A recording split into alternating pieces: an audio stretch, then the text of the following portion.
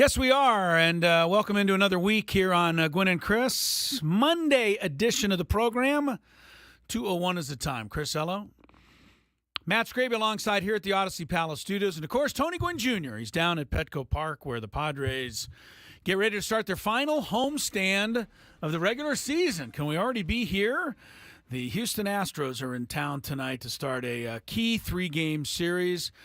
Get to the Padres momentarily. But before that, I think Tony would agree that we should take a moment and thank friend of the show and congratulate friend of the show and Matt Skraby's best friend, Kevin O'Connell, for a phenomenal coaching performance yesterday. Wonderful job. Wonderful job by Kevin. No reaction from you over there? I mean, we started the show with that. I think it was a good place to start, wasn't it? Clap it up for your very best. You're not gonna show any appreciation for your best buddy in the National Football League. This is an actual thing. Tony, tell Dave that your microphone's a little wonky. Are you hearing that too, Chris? He sounded a little sketchy. They said my mic is a little wonky. It is. One of the channels is not working. What did he do? He was. You know what's funny is he was just testing my mic. Oh, there we go. And he does this like dolphin sound that he's like. He does that every time he tests it. So I thought it was good because he did that sound. He set it down. Said it was good. I think it's better. Yeah, it's better now. It's all fine now. Yes. Okay, so about my best friend, he did do a great job of. Dave said he accidentally pressed the wrong button. So it had no nothing worries. to do with his sound checks. All right. Anyway. I'm joking, obviously. I wanted to see if Skraby would respond the way any good producer should, which is, caring about the show more than himself. And if you cared more about the show than yourself, you would have played the applause sounder for Kevin O'Connell's performance. You talk about how you and Kevin O'Connell are such good friends. Well, he doesn't return my phone calls anymore. So the least you could. He wasn't returning your. Let's be honest. He wasn't returning your phone calls ever. He got on this show because he was returning my phone calls. Well, that was a little luck. And then the Vikings PR staff came in between us. They stepped in. I keep getting this answer from the Vikings PR staff. Why don't you check in a little bit further down the road and we'll see if we can make something happen. I'm like, this is the third time you've told me this. Yeah, like we're further down the road. I don't know if we can get any further at this point. Yeah. All right. I was watching football all weekend. That's what it sounds like. I was. So, Tony, how was the weekend in San Francisco? Did the Padres do anything? I, too, watched football all weekend, but I also watched some baseball. And, the Padres went in there and just took care of business like we expected them to. Yeah, they did a hell of a job. I want to thank the Giants for at least coming out and scoring a few runs on Sunday, but they couldn't get any Friday. They couldn't get any Saturday. And whatever concerns people have about the Padres' starting rotation was at least temporarily put to sleep after Dylan Cease dominated, and then Joe Musgrove dominated even more than that. And then Martin Perez did pretty much more of the same yesterday. Padres sweep the Giants. It was an unbelievable weekend for the Padres. All things considered, they gained 2 games on the Dodgers. They gained 2 games on the Diamondbacks. They gained 2 games on the Mets. And they gained 1 game on the Braves. So this has to be like one of the best, right? A 3-game span where the Padres have actually gained the most ground all season long. Oh, man, it was all went their way. And, as a result here with 2 weeks to go, the job is certainly not done. Nobody's going to even suggest that. But the Padres are sitting pretty now. They are 1.5 ahead of the Diamondbacks, first of all, for that home field. And they are a much more cozy 3.5 ahead of both the Mets and Braves for the final wild card spot. The Padres would have to get passed by both of those teams in the final 2 weeks of the season, and I would say that's unlikely. And then on the other side of it, if you can keep playing well, look, the Dodgers are only 3.5 clear for the division, although I do caution Padre fans that are getting delusions of grandeur. Dodgers still have 7 games left against the Rockies, and they have the easiest of the schedules of the remaining teams involved. They do, but the Padres do get them for 3. So if you hang in there, you might still be able to put some pressure on the Dodgers, but you're going to need help from our friends in Colorado to make that happen. But, Tony, I don't know quite where to start. I think there's a lot of places to start for the weekend. Obviously, the starting pitching was, unbelievable. Come on. It was, they didn't give up a run until the 6th inning yesterday. But I want to go to a couple of other ones. First of all, Luis Suarez, 2 more hits yesterday. I thought he had the biggest hit of the game, frankly, in the 10th inning. It was a double. It set up the Padres getting that second run in the 10th inning, which is what they needed to, stay clear of the Giants. He had a huge hit on Friday night, a 2-out knock that made it 3-0 and set that victory into motion. I'm not going to say, I'm not going to even speak the word analytics, except to say that I just said it. But this guy he's just my favorite of all time. The other guys I want to just mention real quick, a couple of things that I think hopefully we can put to bed. Number one, this ridiculous notion that the Padres are somehow better when Fernando Tatis Jr. is not on the team.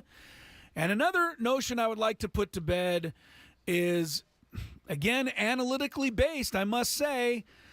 It's the one that says Jake Cronenworth really doesn't cover a whole lot of ground playing second base. Because if you watched the game yesterday, the guy looked like a Gold Glover over there. And I thought the plays he made helped save that game in a lot of different ways. So, Tony, I'll let you take it from there.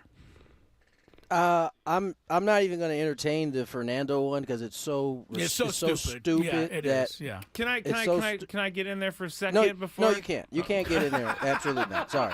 Especially if you're about to entertain it. No, I'm not going to give any credence to it. I'm just saying that the record may have showed that there was something to it, but I never believed it, is all I was going to say. I shouldn't have let you in.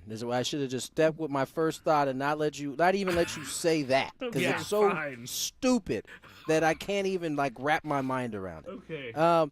In terms of Jake, Jake is a we know what the Padres have. They got a bunch of gamers. Yeah. They just got a bunch of dudes that are gamers that love baseball. And sometimes it ain't going to look the way we want it to look. But most of the time, it gets the job done. And Jake is a good example of that. I thought this weekend was a great example of just a methodical baseball team that they did everything right. They made one mistake yesterday, or maybe it was the day before yesterday. The day Solano started, it was Saturday, I believe it was. The one that went off his glove for a went double? Off his glove. They pretty much played flawless baseball all weekend long, and when they do that, they are extremely tough to beat, no matter who they're playing. It's the games that they played prior to this road trip. They pretty much played 500 balls since coming out of that heater that they were on, and in each of the losses, there was something that went wrong, and they would end up losing by 1 run in most of those games. All the rest of them that they won, they played perfect baseball. And they did that this weekend. And the one game they didn't, they still were able to overcome it because of the great starting pitching they got. And, man, there is a whole lot to like about this team. And I know it to be true because even way more – I don't know if I ever heard it in 22, but – and I told you guys this, and I heard it again this weekend. When we go to different places since the second half began, all of these places we go to, or the people up top or the folks that we deal with in the media are like, right, you guys got a legitimate chance to win a World Series. That's how good this team has played for the entire second half. And it's just, I think the San Diegans that have been here as long as I have, just enjoy the ride right now because this is as good of a team right now that I can remember. Maybe since 98, going into a playoff. And now they haven't clinched it yet. There's still some work to be done, obviously. But this is setting up to be one of the better teams the Padres have had. Well, Tony, you can at least tell us from your perch above the 20-game over 500 mark, because the last time the Padres were there was your team in 2010. Yeah. So it's got to feel pretty good to be 20 games over 500, which is what the Padres are right now. And, again, you talk about the starting pitching. Combined this weekend, Cease, Musgrove, even Martin Perez, 17 innings, 9 hits, 3 walks, 20 strikeouts, and 1 lone run on that. I don't know how that ball went out of the ballpark, by the way. Donovan Walton. There must have been a breeze that came up there. Oh, there was not just a breeze. It was howling out to that's the just only like it way was yesterday. Yeah, that's the only way. But look, the starting pitching, I will say this. If any team gets starting pitching like that, they're going to be impossible to beat. But the Padres have the chance to get starting pitching like that. Again, look, you didn't even see Michael King and you didn't even see Darvish in this series. That obviously sets the tone. Fernando yesterday coming off the bench. And I want to say another thing that is getting a little annoying to hear over the last few years. Tony, you bet you've heard it. Why does Fernando always swing at the first pitch? Well, that's why. Okay? I mean, he just lit up that pitch from Tyler Rogers. I get him confused. And just launched it out of there. You know, it was huge, obviously. And I just this team is good. They're good. I've been saying it all along. When it got down to crunch time Thursday, I said I wasn't worried because I think the Padres have the best club. And I don't think anything different, obviously, after what I saw this weekend. I did a deep dive on the Skraby show in the offseason or maybe in the beginning of the season, about Fernando swinging first pitch, and it completely changed my thought on it because Fernando swinging first pitch is much better than him not swinging at the first pitch. And I'm trying to get those numbers real quick, but well, go ahead. His career, he's 288 swinging at the first pitch, and he's 274 not. And he's had 200. Let me see, where is it? 800. He's had almost 125 less at bats, and he's hit 49 home runs versus 75. Sometimes, and I know we need to do this because this is makes our show. But sometimes we just got to leave the professionals to do the professional stuff. You know what I'm saying?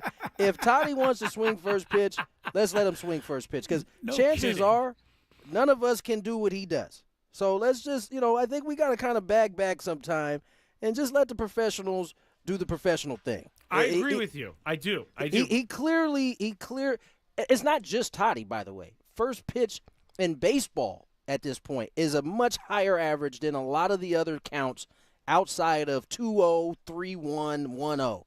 It's the next best count to take a hack at.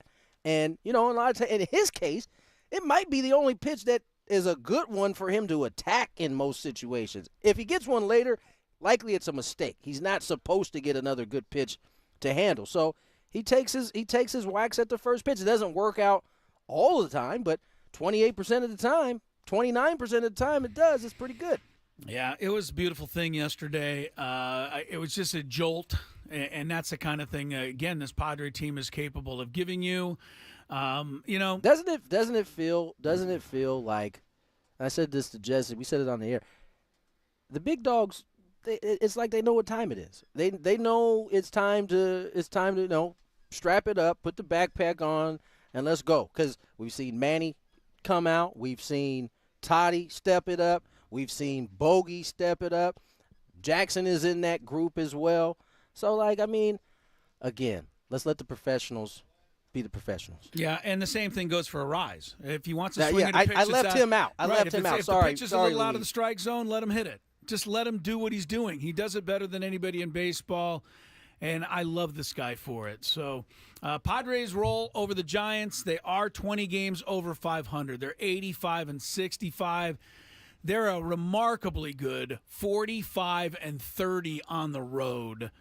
We are 150 games in. There are 12 to go. There's Starts a Kevin tonight. O'Connell clap.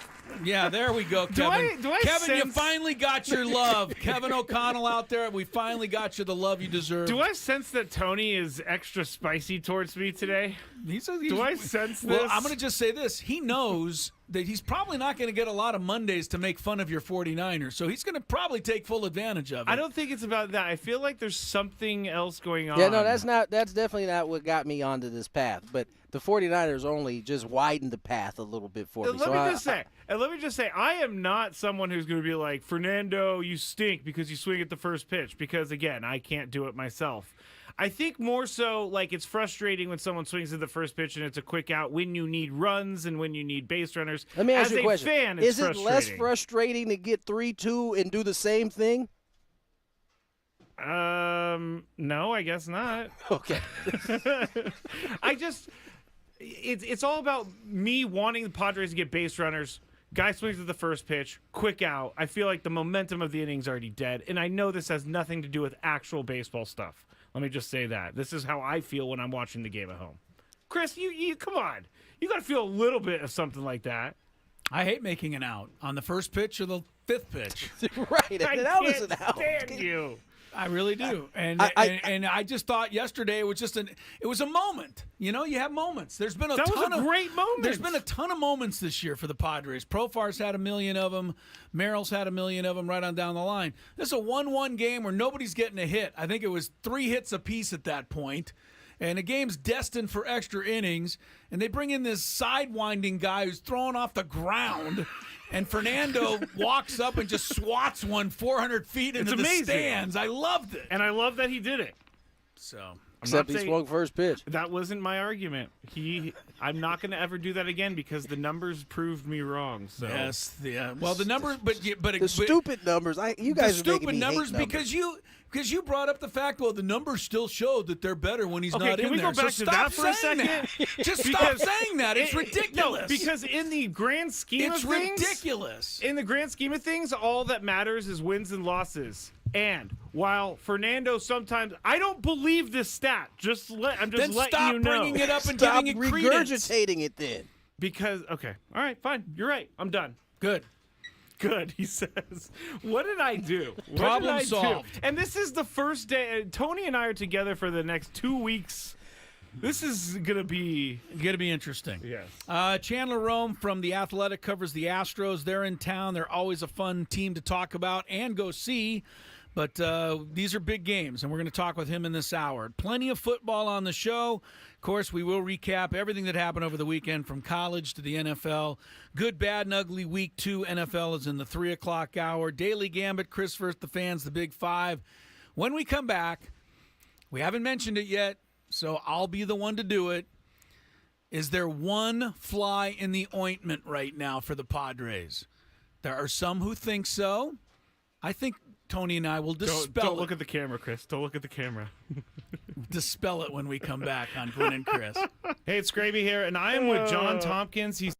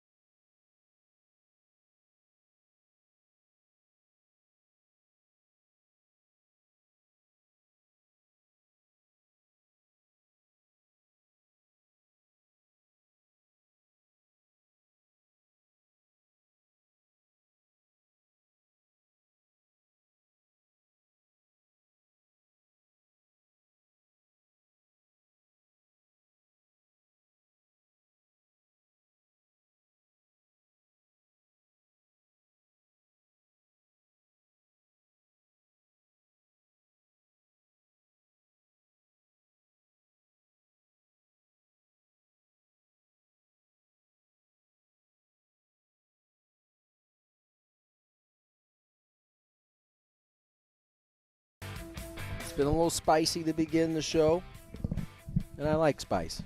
I'm not beating up on my head. It's not too hot.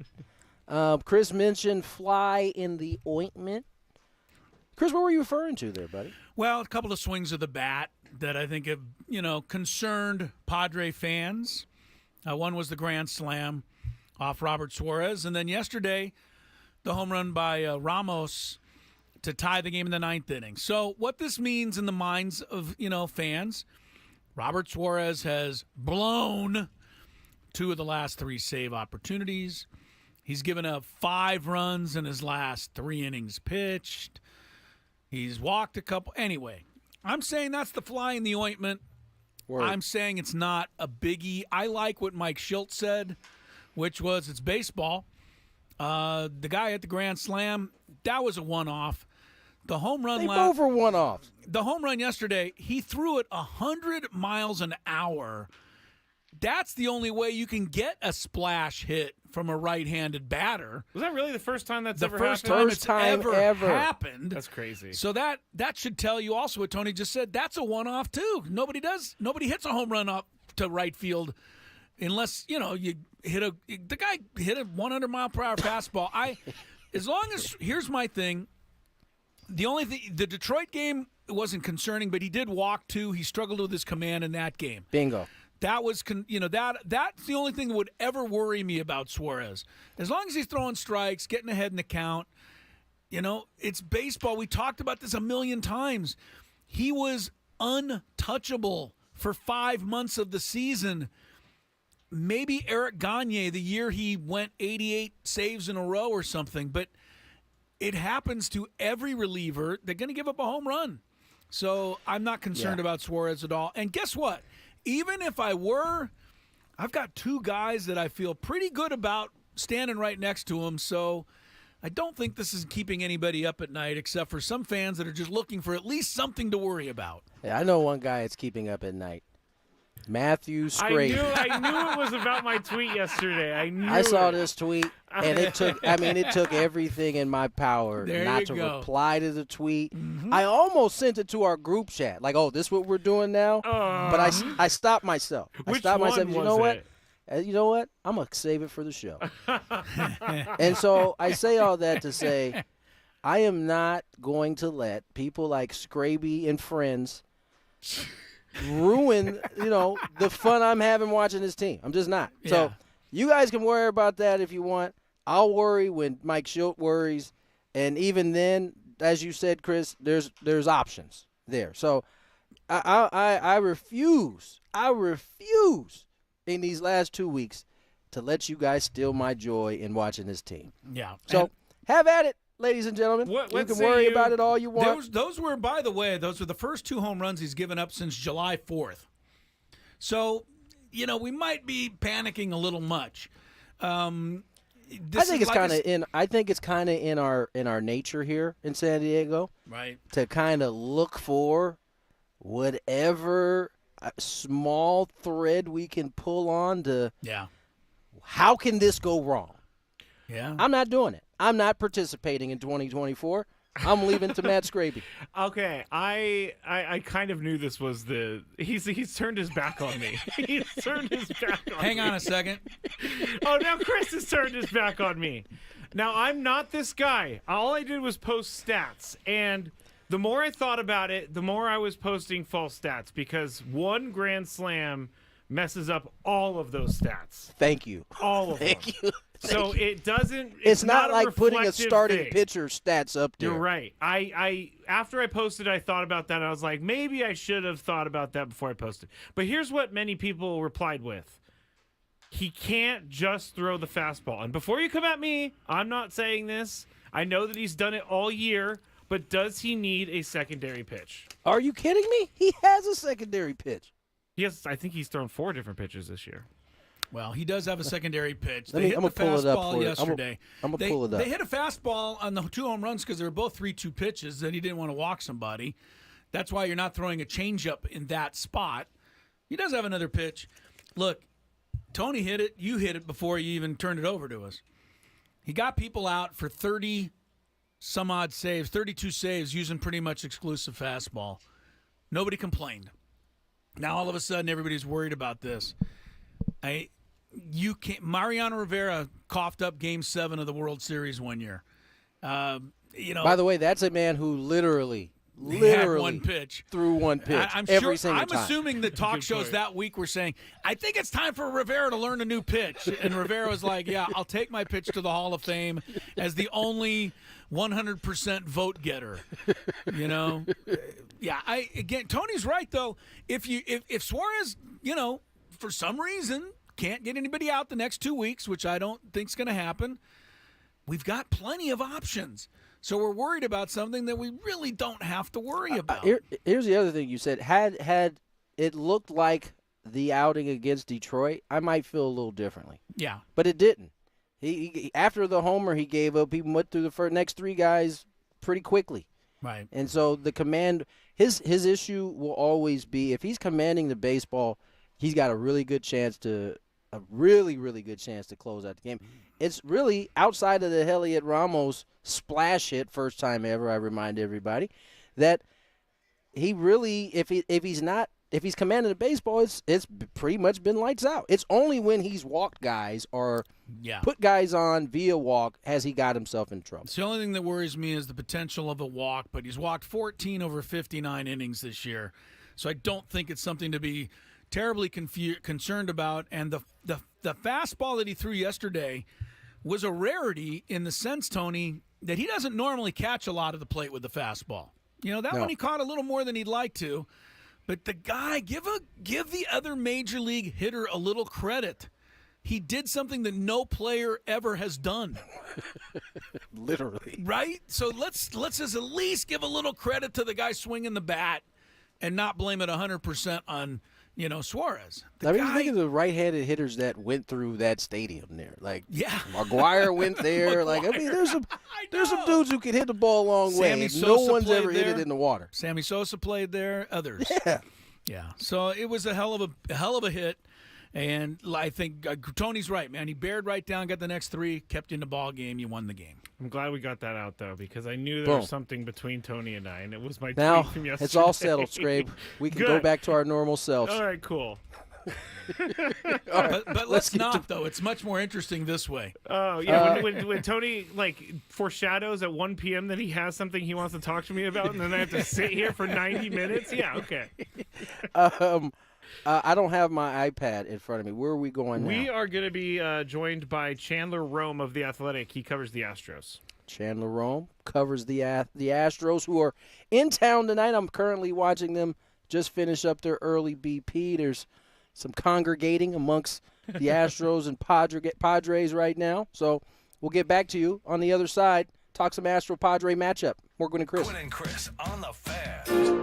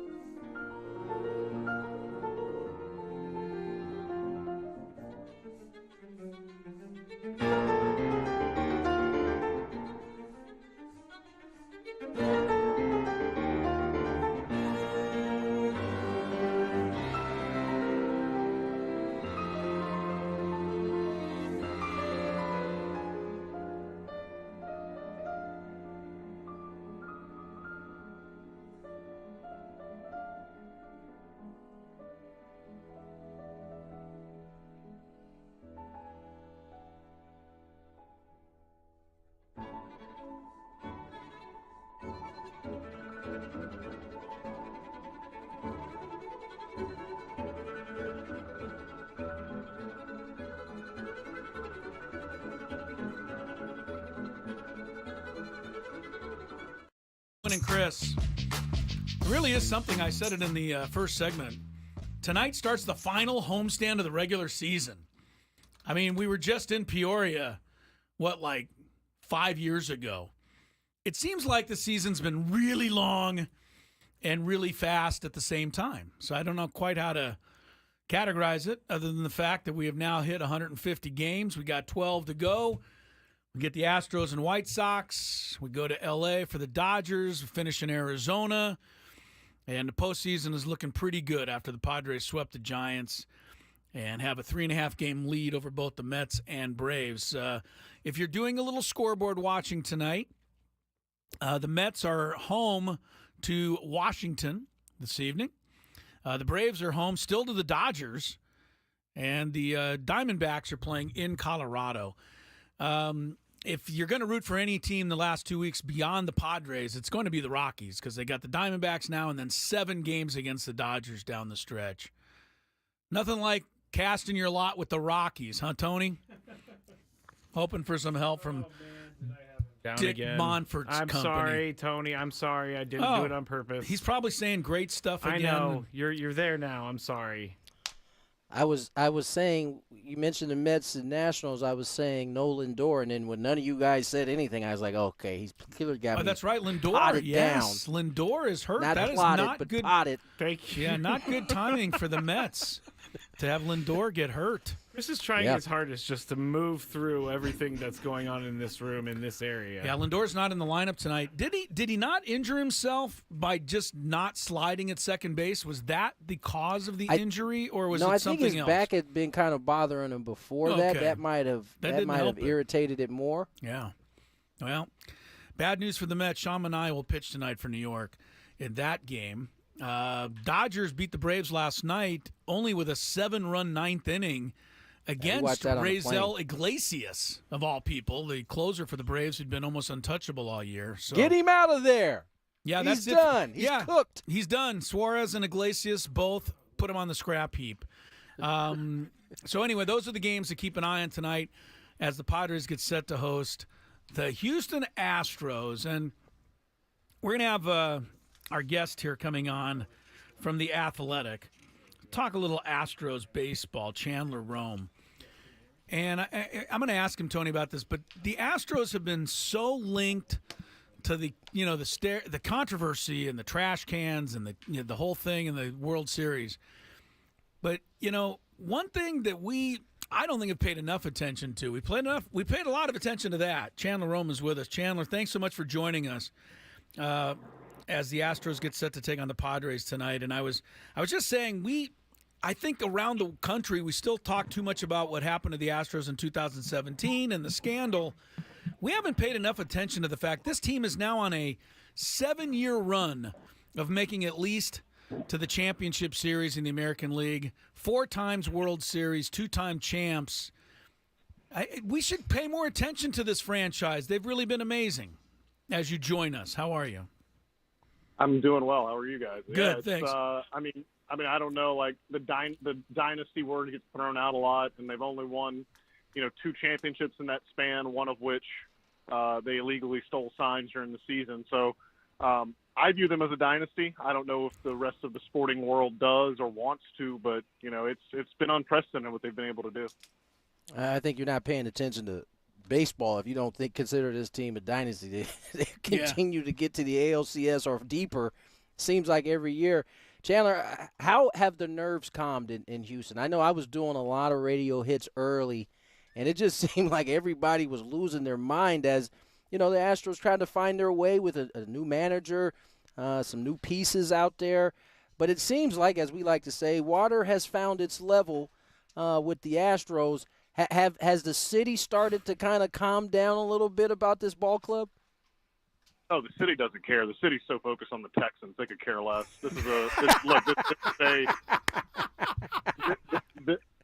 This is a football town that only cares about baseball in October, and the Texans have been so god-awful for the last 4 or 5 years that they started caring about baseball, and their expectations are just completely outsized. It's not a great baseball town from that aspect. So So to be honest with you, like, no. Like, they haven't calmed down because everyone thinks every time they lose a game, it's the end of the world because it's a football.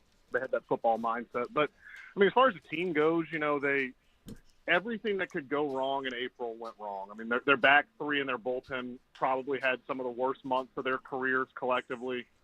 They played a difficult schedule, and just guys were just late and not ready to go right out the gate. And I think certainly just water does rise to its own level, but you have to look at this division too. The Mariners have since the All-Star break, I think only the White Sox have a worse record than the Mariners.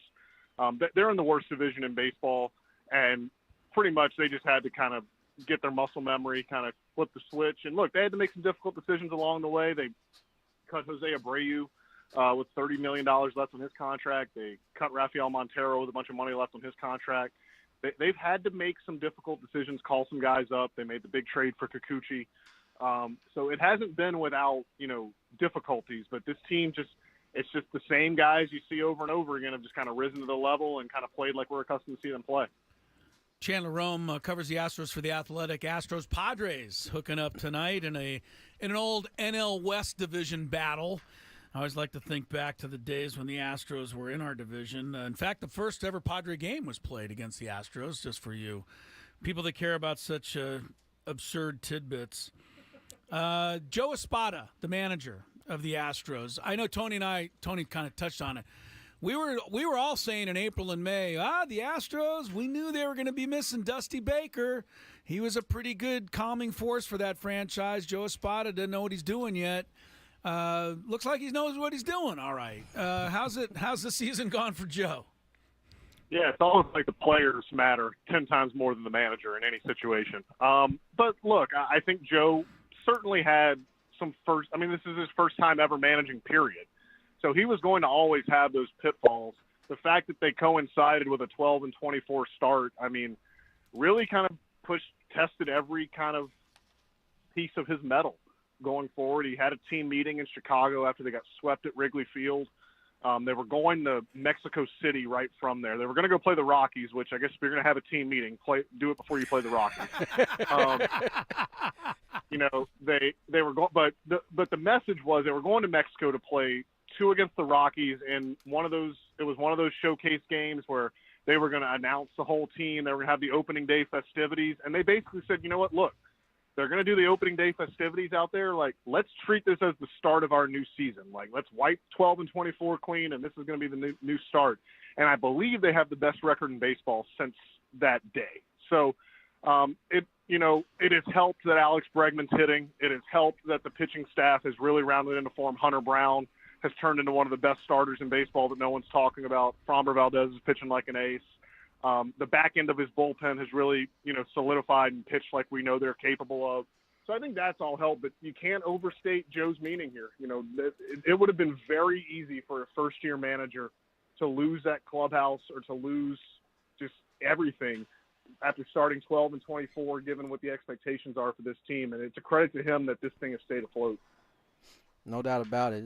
First-year managers usually take a little bit to kind of get their feet under. It certainly seems like Joe has found that kind of level. Let's talk a little bit about, you talked about the back end of that bullpen. Josh Hader, who was formerly a Padre, got off to a little bit of a rocky start there in Houston, but he also has kind of gotten back to doing what we grew accustomed to seeing Josh Hader do, closing games out. How have you seen his kind of transition to a new team and kind of fill in where, it was a little difficult, it seemed like, at the beginning?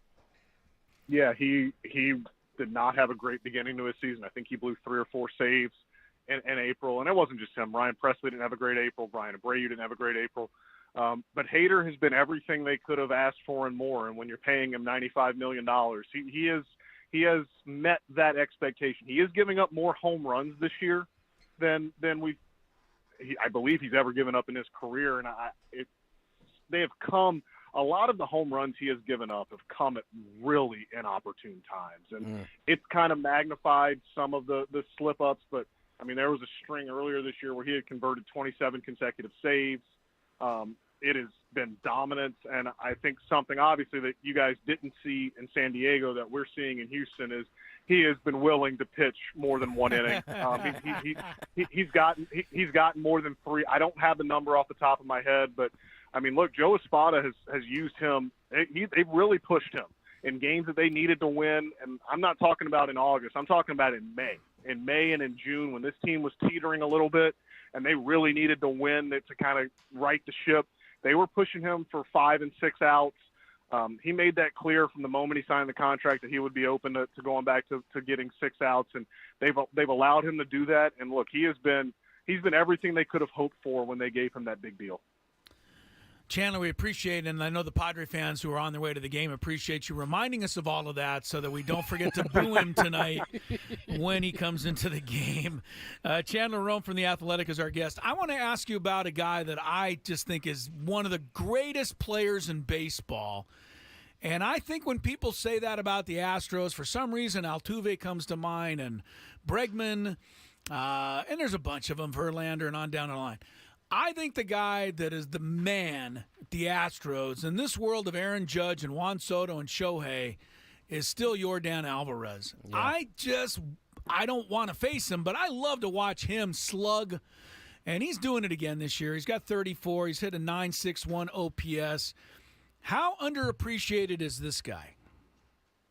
I don't know if he may be underappreciated on a national stage, certainly. Yeah. You know, in Houston, people love him in Houston. And in the American League West, they very much know who he is. You know, maybe it's because, you know, he can go on these streaks where he doesn't homer. But I think the thing about Alvarez that really doesn't get appreciated is how good of a pure hitter he is. Yes. Like everyone wants to talk about that he hits homers, and he does. He hits some massive home runs. He has 34 home runs, but the plate discipline he has, the pitch selection that he makes, the way he's able to do this. And look, I'm not comparing him to Aaron Judge in terms of not getting pitched to, but earlier in the season, like when Yainer Diaz still wasn't hitting and when their lineup, when Bregman was scuffling a little bit, like no one was pitching to him. And he's still finding ways to get on base to help this team. He's not, you know, losing his mind that he's not seeing anything to hit. He is as steady and as good of a hitter. And I had people tell me, you know, even when he just came up to the league, the international guys that got him for the Astros and people in the Astros org were like, look, the power is going to step out, but this is a hit tool first guy. The hit tool is over the power tool.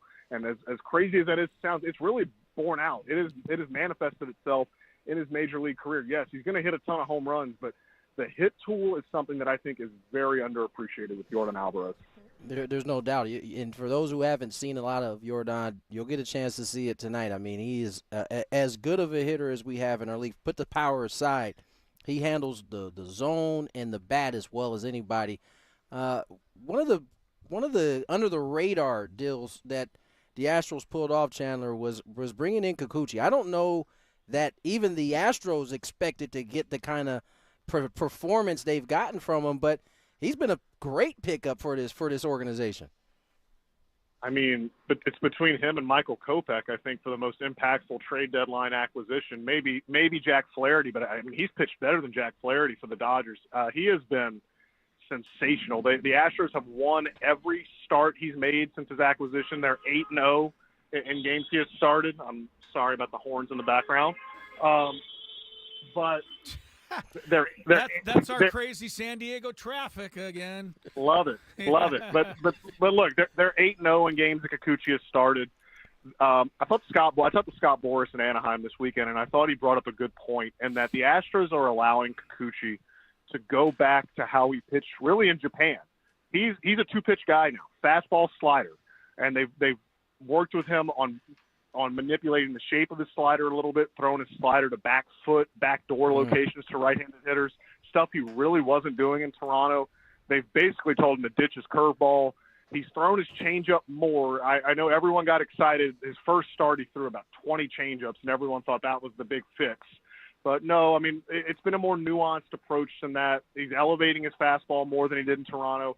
And I think, too, just there was a lot of outrage in Houston when the trade was made because of his ERA. I mean, he had a 7 ERA in his prior 6 starts before the deadline, but if you looked at the FIP, if you looked at the BABIP, if you looked at the underlying metrics, and you looked even with that 7 ERA, he was still striking out 10 per 9.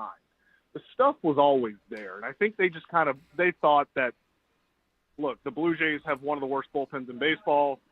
It was pretty clear that the mood there was not great, that they were going nowhere fast, and I think obviously just a change of scenery, getting into a more competitive clubhouse with a better bullpen coming in to relieve him.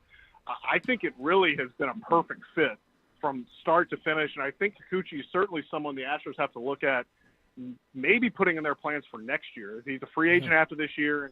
He is a Scott Boras client, and Scott Boras clients usually don't do extensions, but they need to really consider, maybe giving him a couple extra years here, because he has been – you can tell he really likes it here.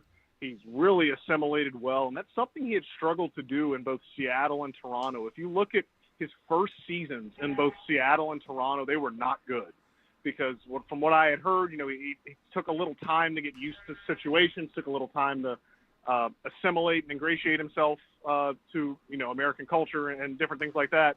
It has been seamless with the Astros, and I think that's something that you can't quantify, but it's certainly something that's helped them out. Chandler Rome, great stuff. We really appreciate that, and funny too. We always love some good humor on the program. Enjoy the week in San Diego. Enjoy the series, and good luck to the Astros. Hopefully, we'll see you in the World Series also.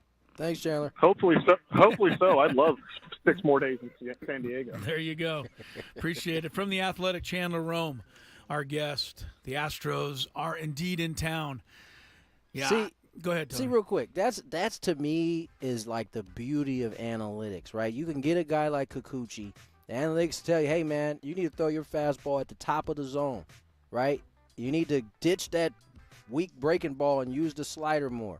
And that's the kind of production he's getting because of that extra information right there. We can give analytics some credit for something for a change. I don't know. Sure. What did the people at home think, Tony? I don't know. When he started saying BAPIP and FIP and all that stuff, I don't know what that was, but it all worked out for the Astros, so good for them. More Gwynn and Chris is coming up. Hour number 2 starts with a daily Gambit and includes good, bad, and ugly week 2 of the NFL. Hey, it's Skraby here, and if you're like me and get annoyed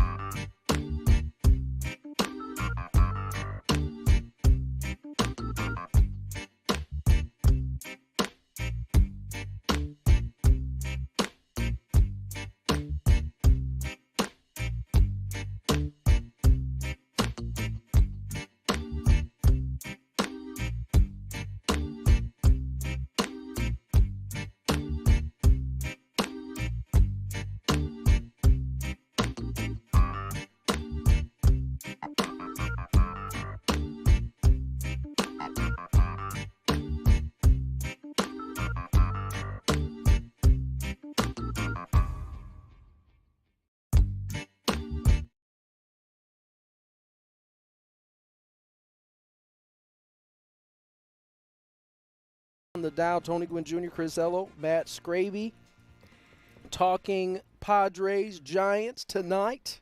No, Padres Astros tonight. You left your heart in San Francisco, Tony. You know, it's a little chilly, so it made me kind of think of San Francisco a little bit. Yeah, but I'm what back was in the back in the cozy confines of Petco Park. Yeah, what was the pregame yesterday? A lot of Roberto Clemente stuff. I didn't get all of it.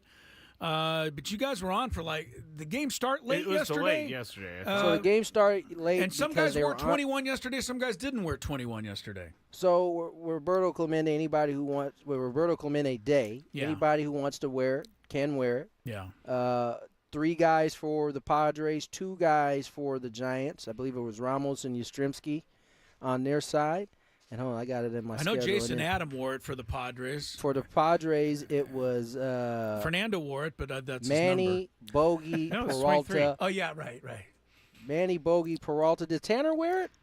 I don't know if he wore 21. No, Taylor, Jason Adam. Almost sure he did, because I remember him pitching, and he had 21. Well, I know he was elected for the Roberto Clemente Award. He's one of the finalists. I don't know if he wore 21. No, he did. He did wear it for sure. Okay, so he did. Yeah. So 4 guys wore for the Padres, 2 for the Giants. I'm a little surprised. The reason why the guys game was didn't wear that, Tony. Roberto's. I'm a little surprised more guys didn't wear it. Yeah, maybe they didn't feel comfortable with the jersey itself. I don't know. That's how it started. For Jackie Robinson, I did that. I think the first year of that was 2007. Right. And originally, you were asked if you wanted to participate, and if you wanted to, you could wear the jersey, and then it turned into everybody. So got it. I know there's some clamoring for Roberto Clemente to change into the same thing. It hasn't got there yet, but I certainly wouldn't. I'm not playing anymore, so I don't have a vote in this, but I wouldn't have been opposed to honoring Roberto Clemente on his day. So we'll see how that went. The reason why the game was delayed, though, was because they honored Orlando Cepeda before the game yesterday. And it was funny because, they had the first pitch, and they had all of the Giant greats who are still around there. And so there's 4 first pitch, and there's 4 guys catching. And one of the guys catching was Barry. But Barry walked up with a bat, and he got into the box. Oh. And it was funny because everybody knew he was joking, but nobody really wanted to throw the baseball. He got time to throw the baseball, and they were all hesitant to throw it just in case he swung it. So then he got out of the box, he picked up the glove, and he caught the first pitch. What are the odds he hit it into McCovey Cove, Tony? I wouldn't put it past him. Me neither. Me neither. Let's just say that. Yeah. But that was the reason for the delay in yesterday. We got to talk a little bit about our Aztecs. They they were Berkeley. up there. Tony could have gone to the game set. Oh no, you had to. It was right in the middle. It was right in the middle of our game. Trust me, I was rubbernecking it the whole time our game was going on, just kind of looking to see what was going on. Didn't turn out great for us. Nah, if they don't, a lot of penalties. Yeah, if they don't stop making penalties, I'm not a football coach. Sean Lewis got to do what he's got to do, but he's got to tell them they can't do the penalties anymore, because the rest of the game is almost a moot point, Tony. Yeah. They can't get out of their own way. They started a freshman redshirt quarterback. The kid played fine, but just like Danny O'Neal before him, you can't do it when it's 3rd and 19 every time because there was a penalty. And they would have taken the lead in that game in the 3rd quarter. They were down 7-3. They got a pick 6. Guy ran it all the way back for the Aztecs. There was a penalty on the run back, and that brought it back 60 yards upfield. 31-10 was the final score. I think the Aztecs, wore down a little in the second half. Their run defense certainly did. Maybe they got a little dispirited. But to me, if you don't have the penalties, you're winning 10-7. It's a different game. They've got to stop that. It's almost impossible to tell what kind of a team they have because they can't get out of their own way on these flags. They lead the nation now in penalties, 39 in 3 games, and those are the only ones that get accepted. Yeah, there's more. That's a good point. I think it just a couple of things stood out to me in the little bit I got to watch is that they certainly seem like they're moving in a better direction than they were for the past couple of seasons. Like, despite all of the penalties and all of the things that were going on, they seem like they're moving in the right direction. The penalties are going to be tough for a team like this to overcome. You know, I don't know that they're supremely talented enough to be able to overcome that many penalties. Like, I don't know if any teams really can overcome it. By the way, Berkeley wasn't that much better in terms of the penalties they accumulated over that game either. But I still walked away. I know we got beat up pretty good. I still walked away encouraged because I feel like we're still heading in the right direction. I'm with you. I watched the whole game, and I feel the same way. I mean, the final score, it's the old song and dance of a losing team. It wasn't as bad as the score indicated. But most of that came in the fourth quarter with the game kind of out of reach, and they busted a couple runs. The Aztecs played really well for a long time, and they had a backup quarterback, the Aztecs did, and I thought they were right there with them. But it's almost impossible to get a rating. Like I said, I'd like to see a game with no penalties so that I can actually see, okay, they need to work on this, they need to work on that. No, they had to work on one thing right now. That's it. And you got to have discipline. When your guy's running a pick six back and a guy steps in front of you, you can't push him in the back. You got to have the discipline. Yeah. It was a block that didn't even need to be made. The guy was taking it to the house. So that's got to change. And I don't have the recipe for Sean Lewis, but I'm liking what I see better. The wins-loss thing not translating, but hopefully when they get into conference, they'll do a little better. I know they got Washington State this week, or is it an in-between game? I don't have. No, Washington State's it's later in the season. That's later. That's a game I've circled to maybe possibly taking my family to go watch. Let me see what I'm looking. Yeah, take a. It's like the 24th or 5th. Oh, Washington State is October 26th. So that's way down the road. They're playing at Central Michigan September 28th. So this is a bye week. Bye week. Well, okay. I have one. Wait, they're playing on September 20th? 28th. 28th. So this is a bye week. I know what I'm doing. I'm practicing, and if you commit a penalty, you're going right up to the locker room, and that's it for the day. That's it. In high school, not even running. You're just going to send them to the locker. You're getting kicked out. You know what? Good idea. Run for an hour, then go to the locker room. In high school, we committed so many penalties. This is the same team I shared with Kevin O'Connell, the head coach of the Minnesota Vikings. Did we get a round of applause for him yet for his performance yesterday? He still hasn't got his round of applause. Can't do it. But we were bad with penalties at the beginning part of my senior year, and so we would have to run one gasser for every accepted penalty. Even the ones where we had to take a delay of game to punt, kind of thing. Yeah. And so one day we ran 13 gassers, Chris. And I couldn't finish practice. Did you throw up? Yes, I did. There were many of us. That sounds like a throw-up day. For anybody personally. who doesn't know what a gasser is, it's 50 yards there, 50 yards back, 50 That's yards one. there, 50 yards back. That's one. That's one. Okay. Yeah. Well, so far, the Aztecs, if that were the case, ran 16 gassers after the first game, 10 after the second game, and 13 today. It honestly gives me the shivs. It's too much.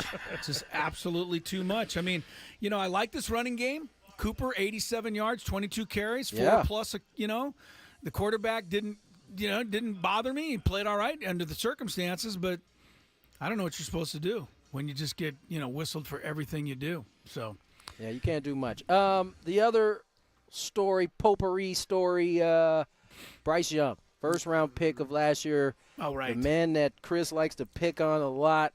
I got his job taken away. Now I feel bad. Now I feel bad. No. I feel bad, man. The guy's on the sidelines. I want him, to hang in there. Listen, this surprised me a little bit. It's not unheard of for a high pick to be benched and then get his job back later. And after hearing some of the commentary on why they did it, it makes a lot of sense. I was listening to Marcus Spears talk about it. I didn't watch that game, but he did. And what's apparent is that this is a guy who has no confidence at all at this point. And when you get to that point this early in the season, it's only week 2, you probably have to make somewhat of a change so that he can possibly get his confidence back, because right now, based on the type of team they have, it might be hard. He's probably be better off actually watching. Who was it? Dalton? Yeah, Andy Dalton. Andy Dalton's still going. I couldn't help but think about what Tom Brady said as this was going on about how he thinks more quarterbacks should sit when they come into the league. Because, I mean, right now there's a lot of proof saying that that's the best way to go. Whether we're talking Love or we're talking Rodgers, an old Rodgers now, but it wasn't like that at the beginning. Whether we're talking Mahomes, Brady, the really good quarterbacks that have success early in their time, and that's not all of them. Some of them come in and they have success right away, but there seems to be a pretty good record of guys who've sat and then played and been able to kind of go from there. I'll tell you, if the Bears had another option, I think they might give Caleb Williams a couple games off. He's really struggled, and I don't hold it against these guys. I'm not a huge Caleb Williams fan, but like I've said, but this has got to be the hardest position to play in all of sports, being quarterback for an NFL team. And you're asking these guys to come right in right away, usually on bad teams, and try to do it. And the success level, other than C.J. Stroud, right? There's very few who can pull it off. And I wouldn't be shocked if Stroud took a step or two back this year. They didn't lit it up yet. So a couple of other quick NFL notes. Cooper Kupp could go on the IR. Yeah. Which IR, though? The season IR or the 4-game IR? Don't know. Just says ankle injury. 4-game. There's a bunch of IRs today, man. But the Rams already don't have a receiver. Pacheco, 6 to 8 weeks. But don't worry. Don't fret, Chiefs fans. Kareem Hunt is coming back to the Kansas City Chiefs to take Pacheco's spot. Whatever. Say whatever you want. I know these guys all deserve second and third chances, but it just doesn't matter what kind of character you're off the field. If you can carry the football, they'll hire you. So I think there's some people who feel similar about Kareem Hunt continuing to play. But that's the story there for Kansas City, and they lose Pacheco. You mean that's the story? You mean the refs and their We'll get into that and the good, bad, and the ugly and everything else. I know you're going to be upset. I know you're upset about that. You think that he honestly thinks the NFL sits around and plans for ways the Chiefs to win. This is what happens when your team gets their face slapped in the Super Bowl a couple times. You just forever hate one team. That doesn't hurt. Let me tell you, it doesn't hurt. But it just seems like the Chiefs pull it out every time. Hey, when you're really good, you make your own luck. That's what happens. It's funny. Someone put that on a T-shirt. There was also a tweet that came out today of Patrick Mahomes walking around the field after a loss to the Bills. I think it was last year at home. Oh, when the penalty thing? Yes, and all Patrick Mahomes is going, these guys suck. They're terrible. They're terrible. These refs suck. They're terrible. This is awful. And people are tweeting it out like, Patrick, man, you might want to calm down a little bit. I do remember him being quite upset, and people were like, hey, bro. There you go. Listen. It cuts both ways, but that was a tough pill to swallow for the Bengals yesterday. I'd agree with that, Skraby.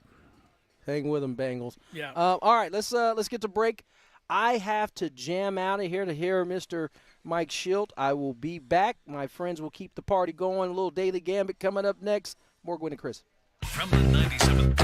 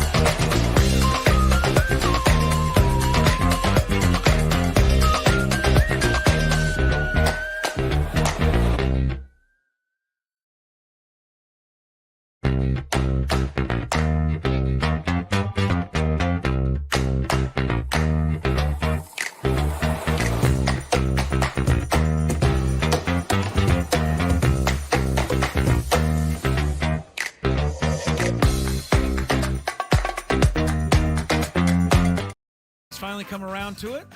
He is going to play the sounder to congratulate Kevin O'Connell. No, that's not the news. Oh, that wasn't the news? No.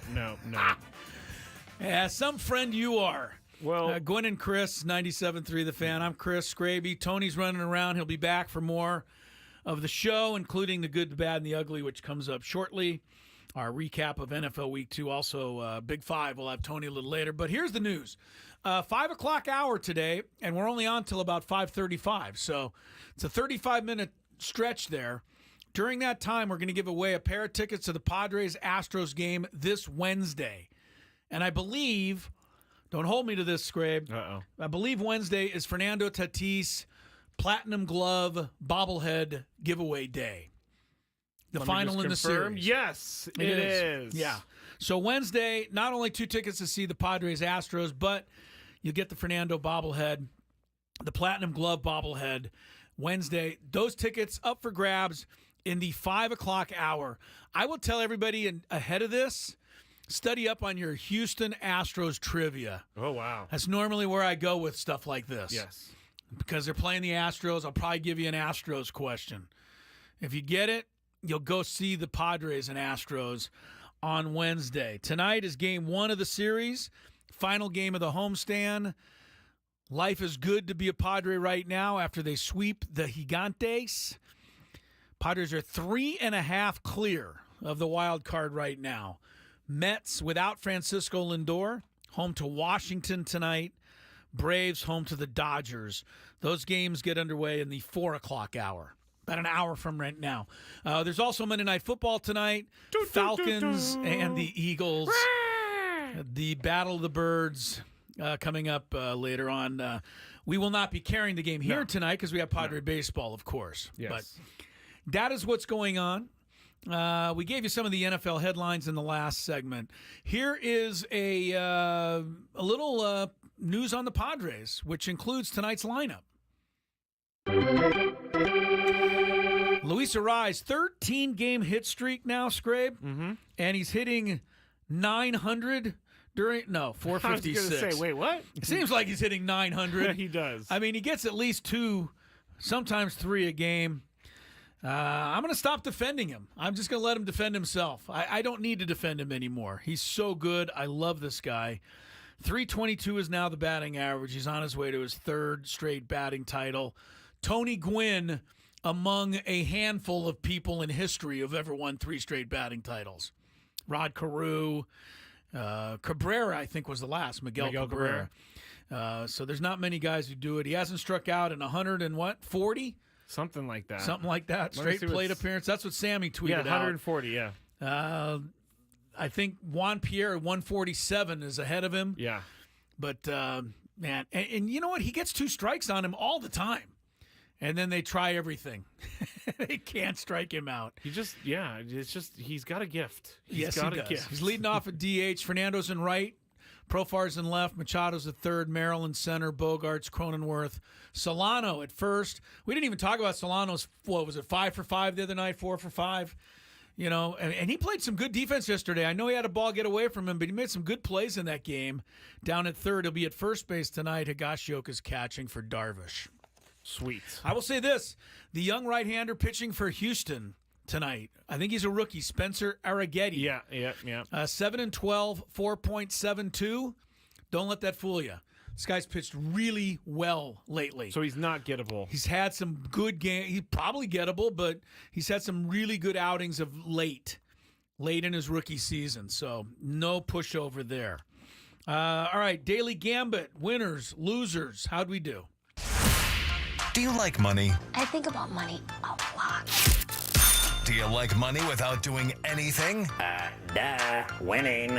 Do you want to make money while watching sports? I think Washington is immortal luck. Washington! Woohoo! If you answered yes, this is your segment. Just don't blame us when you lose. Nothing is ever your fault. It's your game. Take it. Gwynn and Chris go through the top bets of the day in The Daily Gambit on 97.3 The Fan. Daily Gambit is our daily sports betting segment here on Gwynn and Chris. Please, everybody, gamble responsibly. Currently, on ESPN, Jason Kelsey is sitting outside of Lincoln Financial Field in like a green jumpsuit. And I guess he's going to be joining Troy Aikman and Joe Buck in the booth tonight. Jalen Hurts would rather have him hiking the ball. I think so, too. Because that's a big story with the Eagles right now. The We'll see how it goes push tonight, is yeah. no more. At least in game one, it did not work Thank goodness. without Jason Kelsey. So we'll see if they how- do it tonight. Some people are like, please don't let him in the locker room. Get the coaches to get him to come out of retirement to play. You never know. All right. Yeah. Dylan Cease on Friday night against the Giants. Over under 6.5 strikeouts. All of us went over, and all of us were correct. 10 strikeouts. Great game for Dylan, and congratulations on 1,000 in his career. Which was actually a walk. Which I liked what he said. He said, Musgrove or somebody asked him, why didn't you get 1,000 strikeouts earlier? And he said, I don't have that good a command. Cease said, if he had it, he said I'd have more. All right. I like that. Cease had number of innings pitched in the game. Dylan Cease, who pitched more is what I'm trying to say. Him or Logan Webb. And you guys said Logan Webb. I said Dylan Cease. Dylan Cease went 6. Logan Webb went 4. You know, we talked a lot about Fernando's home run last night, but how about his home run Yeah. Friday night? That set the tone of the series. It did. Just like that. 2-0, and then you get a sac fly from Yep. Bogarts. Yeah. That's pretty good. Yeah. Now, Kansas State football, 7-point favorites over Arizona. You guys chose Arizona. I chose K-State. K-State won 31-7. Yeah, route. Now, you guys chose Tennessee on this one. I chose Kent State, but Tennessee was 49-point favorites over Kent State, and they just crushed Kent State, 71-0. So they are going to be coming around the mountain. Did we remember our story last week about shortening a game and whether it's an official did game that to happen bet again? on? I don't know, but 71-0. I wonder if they played running clock in the fourth quarter. What if one of the coaches is like, no, we're playing it out? We're playing at least 55 minutes so these people can get paid. Yeah, right. Dodgers Braves on Friday, over under 8.5 total runs in the game. Chris went over, Tony and I went under, and we barely were right. It was 6-2 Braves, so 8 runs total. Yeah. Asia Wilson of the WNBA, over under 27 points scored on Friday night. Chris and Tony said over, I said under. She was under 15. And finally, Caitlin Clark, over under 8.5 assists in the game. Chris and I went under, Tony went over, and she barely went over with 9.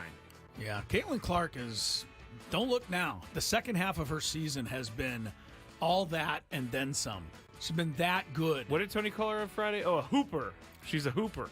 She's good. They showed a great clip of her the other night, driving for a layup, going down, stealing a ball, throwing a behind the back pass, getting it back, stepping back, hitting a 3. Just like a sequence that, just like great basketball. You know, I'm glad, well, at least for now, that she is living up to it. Because it's fun to see 17 someone live flagrant up fouls to it. against her. People stop hating.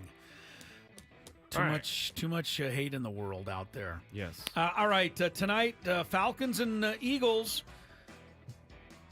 45.5 points. Skraby? wow. Over, under, 45.5. I got to think that the Falcons are going to open up that playbook a little bit. I'm going to go over. I think this is an over. Eagles are a scoring team. Kirk Cousins, say what you want. It's not going to be that bad 2 weeks in a row. No. It's the second game. You should No. feel a little better. This is a good one here. Bijan Robinson or Saquon Barkley. Who's going to have more rushing plus receiving yards? That is a good one. I'm playing against Barkley in fantasy. So, I already know the answer to this.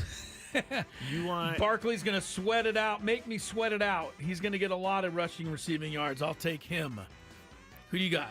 Barkley or Bijan? I know that Bijan is a highly touted. He's really, really great, but I haven't really seen it yet. Enough from him? Not yet. So I'm going to go with Saquon. You're going with Barkley also.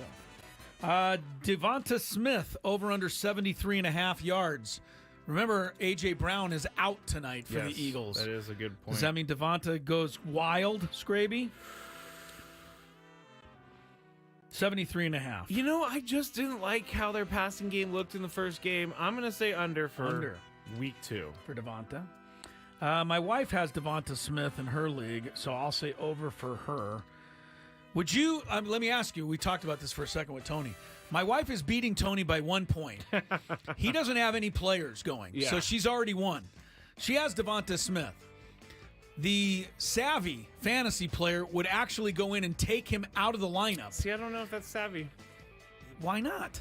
Well, because it goes against the spirit of the entire game. I agree with that 100%. But if he does an end around and fumbles on the first carry and gets a -2 and then is out for the rest of the game, she could actually still lose. What is the likelihood that's going to happen? Very little. Very low. I think, and also the points matter throughout the year. So if he has like a 30-point game and you're tied at the end of the year, you're going to be like, I shouldn't have sat him that one game. Right. I would play him. I'm going to tell her to play him. I mean, come on. It's the spirit of the rule. It's the spirit of the game, like you said. Yeah. How about Jalen Hurts? Over under 39.5 rushing yards. Ooh. He was about 39 last week. I know, they always do this. He's going to need to go over without A.J. Brown. I think he'll scramble some more. Say over. I'm going to say under. Under. Okay, we go to baseball now. Dodgers are a 1.5 over the Braves. It's a tough one here if you're a Padre fan. Padre game means more than anything, but who do you root for here? You're 3.5 ahead of the Braves, but you're also only 3.5 behind the Dodgers. With 3 games to play against the Dodgers, I'm thinking division still, You're baby. still thinking division. So you're going to take the Braves here? Yes. They've been beating up on the Dodgers. Except the 9th inning yesterday. Yeah, that's true. I'll take the Braves. Your guy, Paul Skeens. Last-ditch effort for Rookie of the Year. 6.5 strikeouts against the Cardinals. This is always his number. It is. And he usually goes over, Yeah. so I'll say over. Now, Skraby? we got a question on the chat. Okay. Is Jackson Merrill still the front runner? And no one else has done anything crazy, so yes, he's Merrill the front went runner. 1 for 19 recently, but he turned that this weekend with 5 hits and a couple of RBIs. Yeah. It wouldn't hurt Jackson to hit a couple more homers and win another game, but I think he's still in front. Yes. Yeah. Who you got here? Skeens Over. Over. And finally, Padres Astros, 8 runs tonight, Skrabe. Over under. Both teams obviously can score. I'm going to go over. I think this is a good pitcher's duel. I think Okay. Darvish is kind of getting it back together, and I told you I like this Arrighetti kid for the Astros. All right, we'll see how we do tomorrow. In the meantime, we take a break. When we come back, one of our favorite segments of the week, wrapping up week 2 of the NFL with the good, the bad, and the ugly. Next on Gwynn and Chris. Odyssey's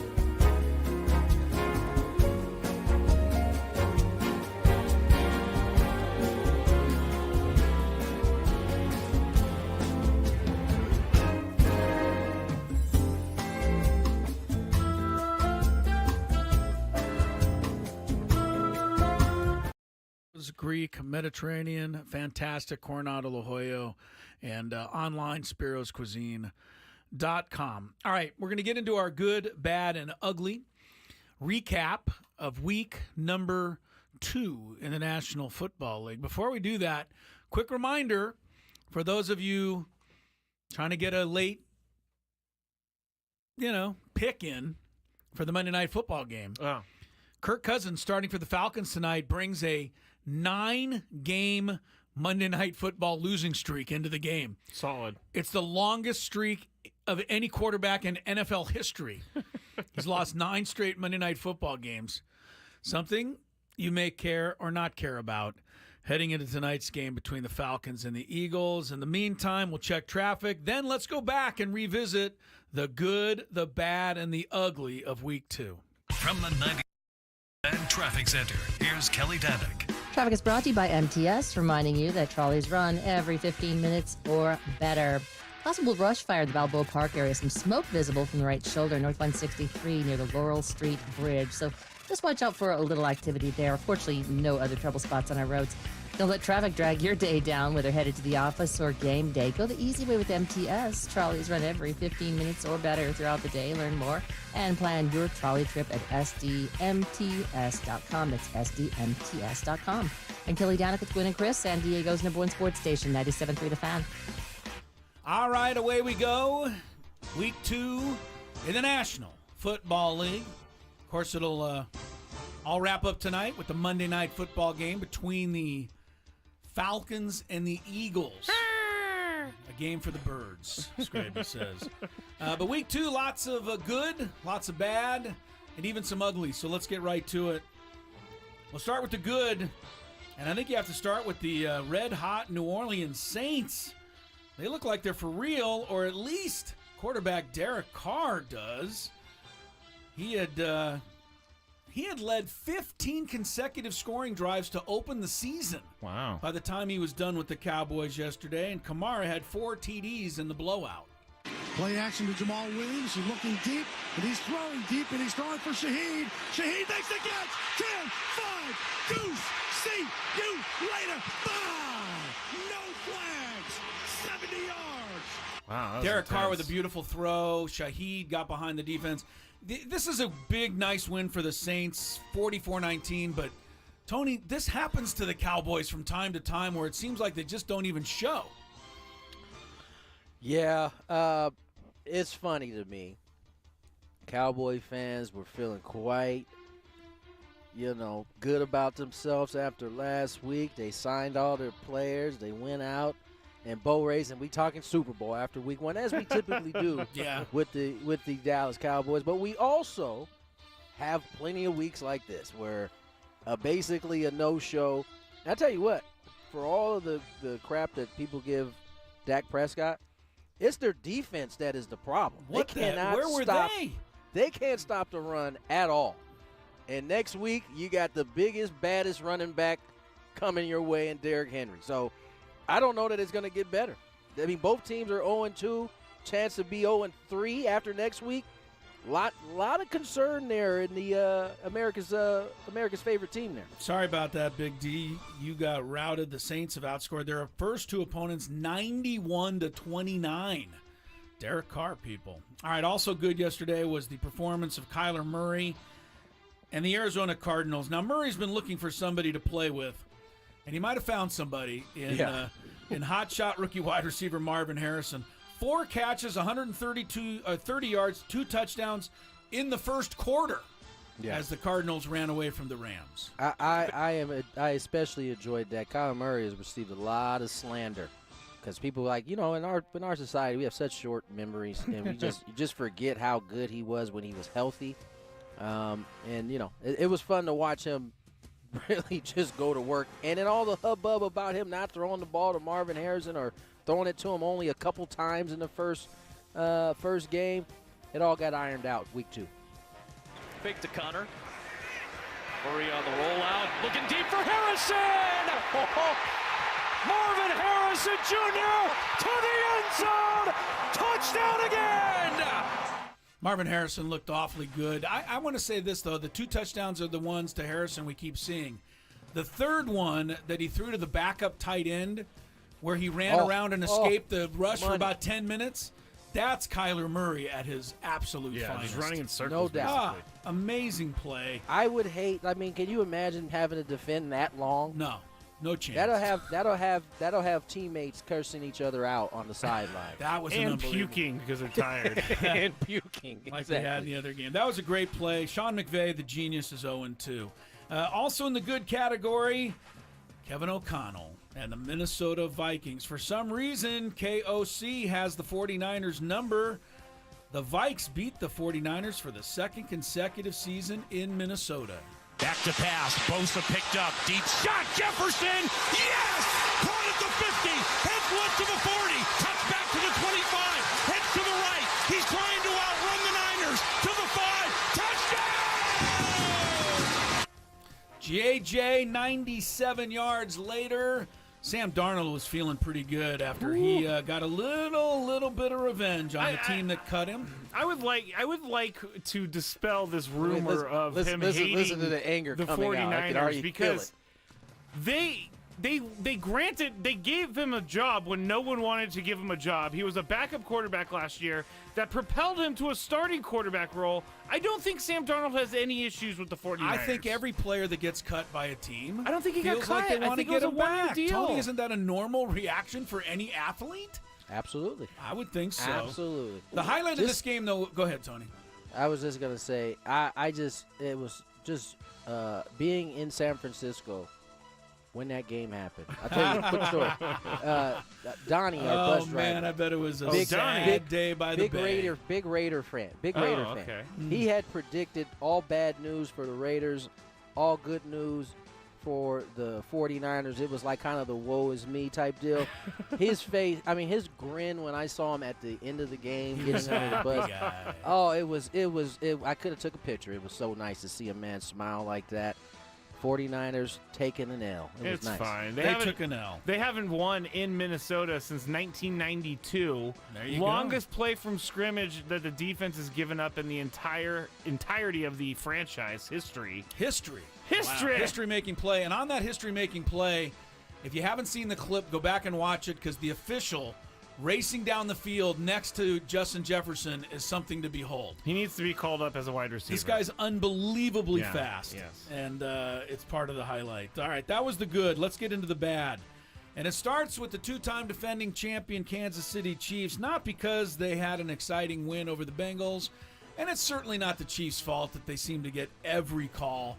But it happened again. 4th down, game pretty much over. Patrick Mahomes throws it up for grabs, and the receiver got bumped. He got the call. Butker goes down, kicks the winning field goal. The Chiefs are 2-0. Butker's kick, leg through. It is high enough, and it is good! Kansas City! Harrison Butker, another clutch kick against the Bengals, and the Chiefs win it at the buzzer. I got to tell you, watching Joe Burrow walk off that field yesterday, he was trying to be classy, and I give him credit for that, but he just couldn't do it. He was so upset, so disappointed. I think every Bengal fan was. But a call's a call. You got to make it. We've talked about this before. If you don't call it, then you're deciding the game the other way. Did you see the egregious holding? Listen to him. Did you see the egregious holding of the Bengals defender by two Chiefs players that was in the middle of the field that would have negated the penalty that came late to begin with?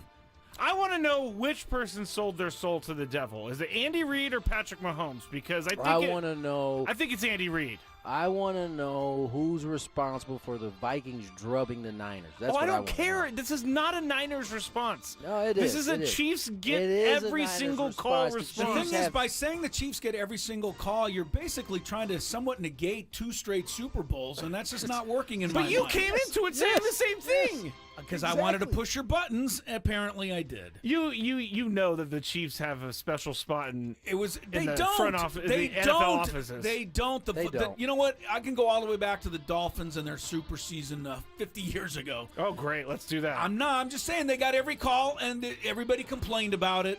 And the same went for the Patriots, and the same probably went for your 49ers when they won their Super Bowls. Great teams always seem to make a play or get a play. All right. It's part of the package. All right. Also in the bad category, the Baltimore Ravens. Not so. They're 0-2, which is surprising. But here's what was more surprising. Second week in a row that the team that had the biggest point spread in the NFL lost at home, which has destroyed survivor pools all over the country. Last week it was the Bengals falling. This week it was the Ravens. They blow a 10-point lead in the fourth quarter. Tony, to what team did they blow that lead to? The Raiders.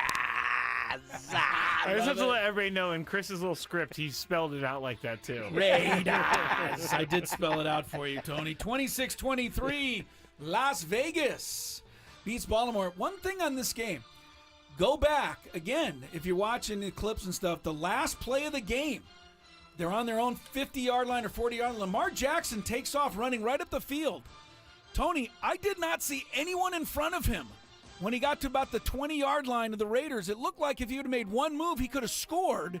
Instead, he lateraled the ball back like 20 yards, and it got fumbled, and the game was over. Lamar Jackson, to me, missed an opportunity to maybe win that on his own. Did you see it or anyone? No, that was my first instinct, seeing it like live, but I never saw like an overhead view. I agree with that. I know when the play started, Oakland had like 8 dudes like playing basically in the end zone. Yeah. So I'm not sure. I know what it looked like when he was running. It looked like there was literally no one in front of him, but I'm not sure that was actually the case. So I want to wait to see if I see that because I saw some comments on it too. I need another angle on that, but the Ravens fall. Also in the bad category, my Thursday night, that was in the bad category. Buffalo blows out the Dolphins, who really seem to do this almost every time they play a good team. They lay a big, fat egg, and Buffalo blew them out. Takes the snap, back to pass. Looking over the middle, pressure coming. Has to heave it, and it's intercepted. Coming the other way, and going for 6 is Jamarcus Ingram. A 30-yard interception return for a touchdown. Buffalo 31, Miami 10, and that was only the beginning of the bad news for the Dolphins. Of course, Tua's knocked out late in the third quarter. And now, after everybody said for 2 days, 3 days, Tony, that he ought to retire, comes word that he's planning on coming right back. So I don't know exactly where this stands. I don't know if he's met with any doctors yet or not. I don't know if it's a good idea or not, but that's where things seem to be for the moment. Yeah, I told you guys when we talked about it, there was no chance he was retiring. And the reason why I feel like that is because he's never signaled, even after the last big one, that he was even close to retiring. It's all of us that are telling him he needs to retire that caused this conversation. It wasn't Tua. So until Tua gets out there and at least wavers, this is a no-brainer. Well, no pun intended. Yeah, unfortunately, right. Yeah, let's just leave it there. 31-10 Buffalo with the nice win there. Ugly category. Have a feeling the Denver Broncos are going to spend a lot of time here this season. Pittsburgh Steelers got their first touchdown of the year, which led them to their second victory of the year. Steelers 13, the Broncos 6. Sean Payton, not smart. Go ahead. I think I found out why some of these games are so boring, and it's Arthur Smith. Arthur Smith is Steelers the worst coordinator play now? caller in football right now. These games are mind-numbing to watch. But if you're, I'm going to just defend him for a second. I think Tony will agree with me. If you're beating a team 10-0 on the road, and you've got kind of a skittery quarterback yourself in Justin Fields, and the other team isn't even threatening to score on you, why should you take any chances to let them back in the game? Just hand off and punt. I know. The name of the game is to win, and it doesn't matter how. I don't need to do anything because Denver's no threat to catch up to me. I mean, that's my thinking if I'm the Steelers in that game. All right. Anyway, Washington, New York Giants also got into the ugly category. That's because Skraby couldn't find a highlight. Literally couldn't, except for the 7 field goals. You could have made a 7 field goal montage. I did find that, but it was a minute and a half long. You should have played all the field goals. Played them all. Oh, my goodness. You'd have bored everybody to tears. This kicker. Go ahead, sorry. Go ahead. I want to say one thing, though, about the kicker. Austin Siebert, I think is his name. Yes. He's been on 5 teams. Yeah. He's been cut like 16 times. He was only a replacement this week because the Commanders cut their kicker after week 1. I feel good for a guy like that goes through everything he went to went through and has a 7 field goal game to win the game. That's a nice moment for him. He was sitting on his couch last week watching NFL games in week 1. Yeah. If you can't tell me a cooler story than those situations. I think it's a good one. And the Giants are not very good. We know that. 21-18 Washington over the Giants. The final ugly category, Green Bay, Indianapolis. It's not ugly because of the throw up on the ball, and we'll talk about that a little later. But I don't know. The Colts just didn't bring much. The Packers didn't have much without Jordan Love. Malik Willis did throw his first ever touchdown, though, and Green Bay got to 2-0. Already run for 135 yards. Put it in the air this time. It is through there to Wicks, and a touchdown. Willis threads it through for his first NFL strike and a touchdown. Packers 16, Colts 10. The real ugly thing here is the Colts fall to 0-2, along with the Jaguars 0-2, and along with the Titans 0-2. 3 teams in that AFC South are 0-2, which is good news for Houston, which is 2-0. All right, good job, Skrabe. There was the good, the bad, and the ugly for Week 2 of the National Football League. Caleb Williams, Chris, what are your thoughts? I wrote this before he played last night, or I would have got that in the ugly as well. I must tell you, I'm not impressed with Caleb yet. And I'm going to say yet, because I still think he's got some skill. I think he's getting a little bit of the, be careful, how great you think you are, because the NFL is, pretty good. And he didn't have much blocking last night at all. He doesn't have any blocking. He has no running game also, and he had 2 of his receivers hurt. So I'm not giving up on Caleb Williams yet, but it's been a rough start. I was very shocked when I saw that he was not a part of the good, bad, and ugly, but now it makes sense. Yeah, I got this together before they lost that game. All right. Can I say one more thing real quick before we move on? Fred Warner, if there is another player that I'll get a jersey for, apparently I just love linebackers, it's Fred Warner. He is amazing. Just got to say that. That came out of nowhere. It's amazing that he's amazing, but you swinging like you are from him. It's tough with all that extra weight. It's crazy. I'm not even sure what that meant, but I'm just going to go to break. That was PG right there. I know it was PG. Oh, I know what he said you're doing. Yes, yes. Oh, now Chris gets it. Now he loves it. Oh, my goodness. More Gwynn and Chris coming up. We got Chris versus the fans, baby. Oh, yeah, let's do it. 833-288-0973.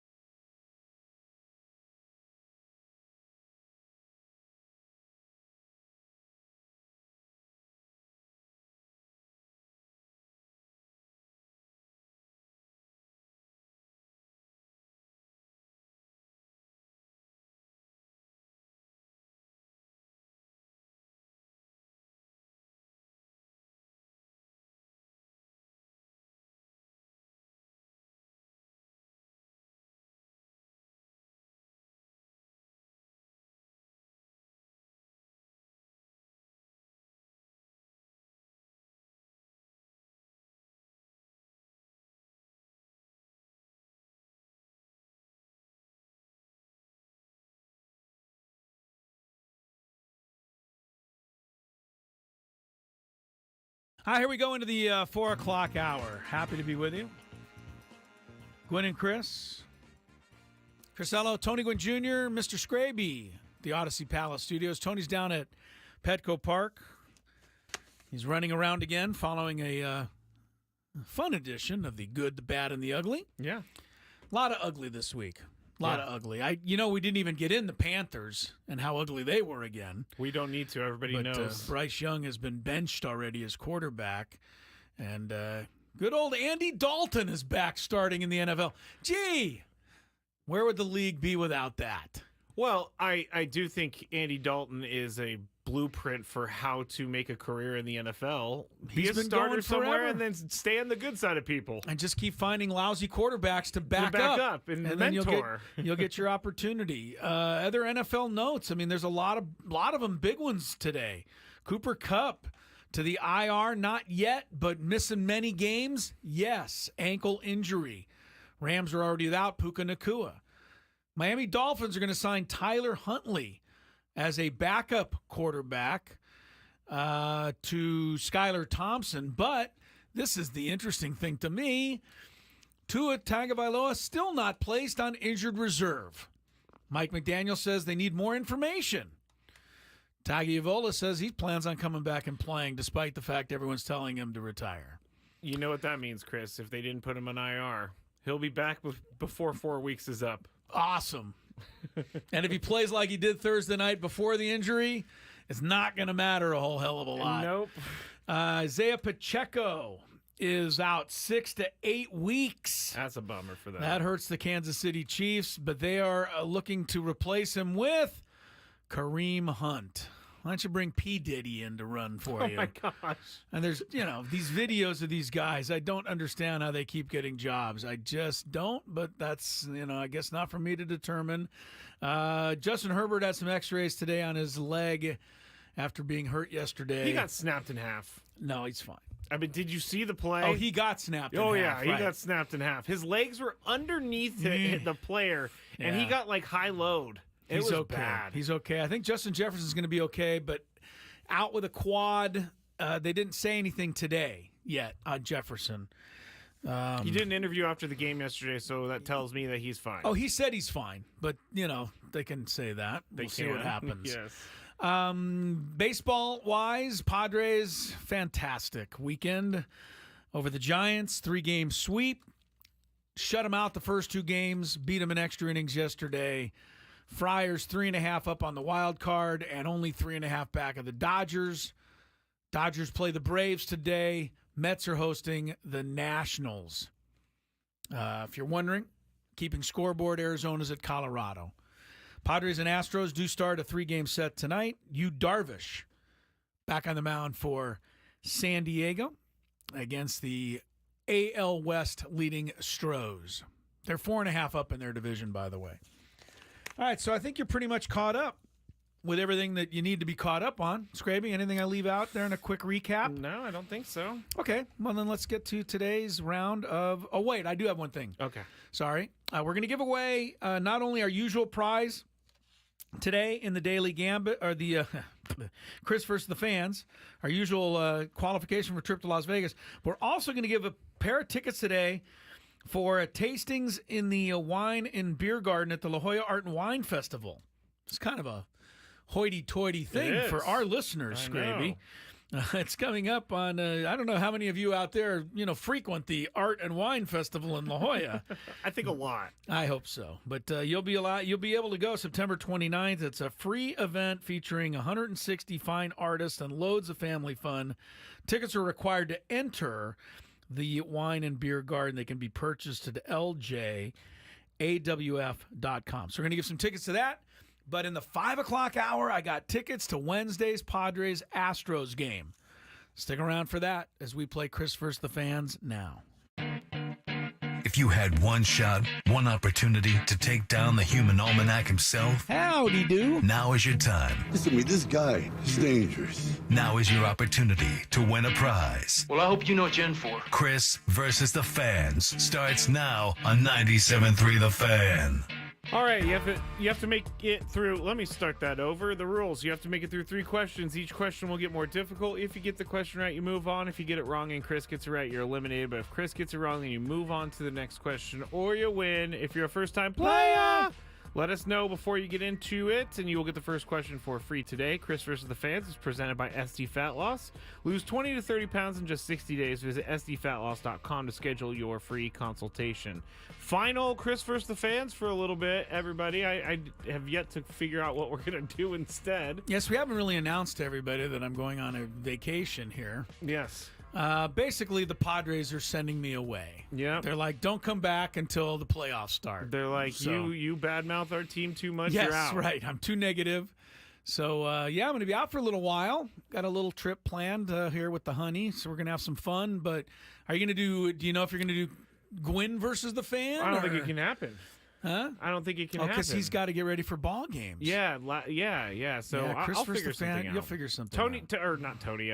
Adam's in here with me, so we'll have some sort of game to be played at this time. I in the think next you can couple weeks. just do Skraby versus the Fan. You forget the answer to most of these questions anyway. That's what I was about to say. It's like, who's going to do the questions? I then? don't know what you're going to do under those circumstances. I wake up in the middle of the night sometimes, Chris, like thinking about questions. It's as you should. as I should. All right, we already said the prize. We already did all that. Let's go to our first contestant. No, I don't think we did rules. Yeah, we did. Because I didn't say playa. Yes, you did. I did? Yes. Oh, really? Way out of it. Then. Yes, you did. Let's go to Ricky. Hello, Ricky. Hey, what's up, guys? Not too much. Are you ready to play? Yeah, I am a first-time player. All right, Ricky. Good to have you with us. Thanks so much for being with us. Yes, here we go. Good luck to Thank you. you guys. Hope you win in your debut. Question number 2. The last Cowboys Super Bowl victory came over what team? Ooh, I'm going to go the San Francisco 49ers. San Francisco 49ers. That would be really hard to do. They play in the same conference. I think it was the Steelers. I think I watched that game in Alaska. That's random. Yeah. That's correct, though. For I'm some reason, sorry, I remember Ricky. that was the game the Steelers tried the onside kick at the beginning of the second half or early in the second half. It almost turned the game around. They were driving for a winning score, but Neil O'Donnell, quarterback, wow. threw the ball right to Larry Brown twice. Wow. And Larry Brown was MVP for standing there and catching the ball. And then he signed like $1 billion contract with the Raiders, who were like, what the hell did they just do? Because he wasn't even very good. But he was Super Bowl MVP. You know, I remember that. Does it surprise you that I was extremely mad at the Cowboys because Dion How went old from were you for that game? 10. Yeah, 10. So because it was 95, I believe, Yeah. and Dion went from the 49ers to the Cowboys, and it really bothered me, and then he was running around. And Yeah. anyway. I'm sorry about that. Thank you for caring about that. You're welcome. Let's go to our next contestant. We're going to go to Lance. Hello, Lance. Gentlemen. Here we go. Question number 1. Coming into today, which baseball team has the most wins in all of baseball? Phillies. Phillies is correct. Surprised. They did a lot of losing there for a little bit. All right, here we go. Question number 2. What was the nickname of the Minnesota Vikings defensive line from the late 60s to the 70s? Oh, boy. The Purple People Eater. That a boy, I Lance. was just hoping that Lance knew because I knew that I Chris said, oh knew. boy, because you know I know those in Yes. the 70s. Yeah, that's a great name, though, isn't it? It The is. Purple People Eaters. I do love it. Yeah, they didn't need anybody in the Super Bowls, though. They got clobbered every time they went to the Super Bowl. But they were really good before that. All right, here we go. Question number 3. Get this right or Chris gets it wrong, and you are going to the wine festival, the La Jolla Food and Wine Festival, and also the qualification for Las Vegas. 2 Padres pitchers are in the top 10 for strikeouts this season. Name both. Which Oh, 2 he's got Padres it. pitchers? Yeah, go ahead. Dylan Cease and Michael King. Wow! Give the man the nice. title. Dang, Lance. We went from Ricky to Lance, and the game is over. Way to go, Lance. Anybody Stay comes up there, with Purple People Lance. Eaters, deserves the title. Good by you? Yeah, very good by me. They had some great names back then. They had the Fearsome Foursome from the Rams. Steel Curtain. They had the Steel Curtain for the Steelers, and they had Doomsday defense for Dallas. Oh. They had the no-name defense for the Dolphins back in the 70s. Which still angers, I'm sure. That angers them. No, they took it as a prideful thing. Oh, okay. They went and what happened there, they played the I think it was the Cowboys in the Super Bowl, and they asked Tom Landry about the Dolphin defense. He said, well, they're pretty good, but they're just a bunch of no-names. And so the Dolphins took that, and they won 2 Super Bowls and calling themselves the no-name defense. And I think it served them in the realm of they played as a team. It was like they didn't want to focus on any individuals. So they used it to their advantage. All right. But there were some really good names. Yeah, Fearsome Foursome with Deacon Jones and Merlin Olsen, and Doomsday with Ed Too Tall Jones. Come on, you need nicknames, Skraby, right? Like in the day, Deacon Jones. That wasn't his name. His name was David Jones. How exciting would that have been? Here's the quarterback. He's sacked by David Jones. But Deacon Jones, now you got something. He took his head off. He did take his head off. Deacon Jones invented the term sack. Oh, really? Yes, he said they asked him what it was like tackling the quarterback, and he said, well, it's like I go in there and I grab all the quarterbacks and I put them in a big sack and I just beat them. And they started calling it a sack. I do. Deacon Jones was a little crazy, Skraby, okay? I do love old school stuff like that. Yes, it's like putting him in a sack and just grabbing him and just beating the sack. That's how sack came about. Ed Too Tall Jones for the Dallas Cowboys. Now, he was tall, but he wouldn't have been much of a guy if he just rushed the passer as Ed Jones. Yeah, that's going to scare anybody. No. But Too Tall Jones, that was a mythic figure. Mythic figure. It was, man. The NFL was, in that regard, it was better back then. I think the Raiders ran around in those days with who'd they have? Oh, man, they were just tearing people's heads off. I had someone just text me saying that their softball team growing up was named the Purple People Eaters. Very good. Good job by you guys out there. Yeah, the Raiders, if you ever want to see some illegal football, just type in the name George Atkinson. It's a safety for the Raiders back in the 70s. He never tackled a single player. He just waited till you ran across the middle, and then he clotheslined you. Simple as that, whether you had the ball or not. That's and it was legal. Like, they didn't even throw a flag on the guy. That's why when football was crazy back then. Football was crazy, Chris, like 10 years ago. And think about it, back then, they weren't taking guys off the field if they had a concussion. They just took him to the sideline, rub a little dirt on it, and, send you right back out on the field. Sir, what's your name? I don't know. Oh, he's ready to go back in. He's ready, yeah. Do you know what jersey number or where we're wearing white? Good, you're good to go. what color is the sky? Get out there. Oh, he said red. It's okay, though. He's in. All right, good job, Lance. The Purple People Eaters take him to the title today. We'll take a break. More Gwynn and Chris on the way. By the way, Lance, you're going not only the Vegas thing. Did you read that? The whole thing? No. You didn't read the whole thing. I'll read it to him in the break. Read it to him in the break, but he's going to the Wynn Hotel or the Encore, and he's seeing the show Awakening if he gets the grand prize. I felt like we were light on something. Yeah, and then he also gets the tickets to the Wine and Food Tasting Festival. Lance, that's an event worthy of somebody who knows who the Purple People Eaters are. Got the latest on Shohei Otani pitching in the postseason? Update when Gwynn and Chris resumes. From the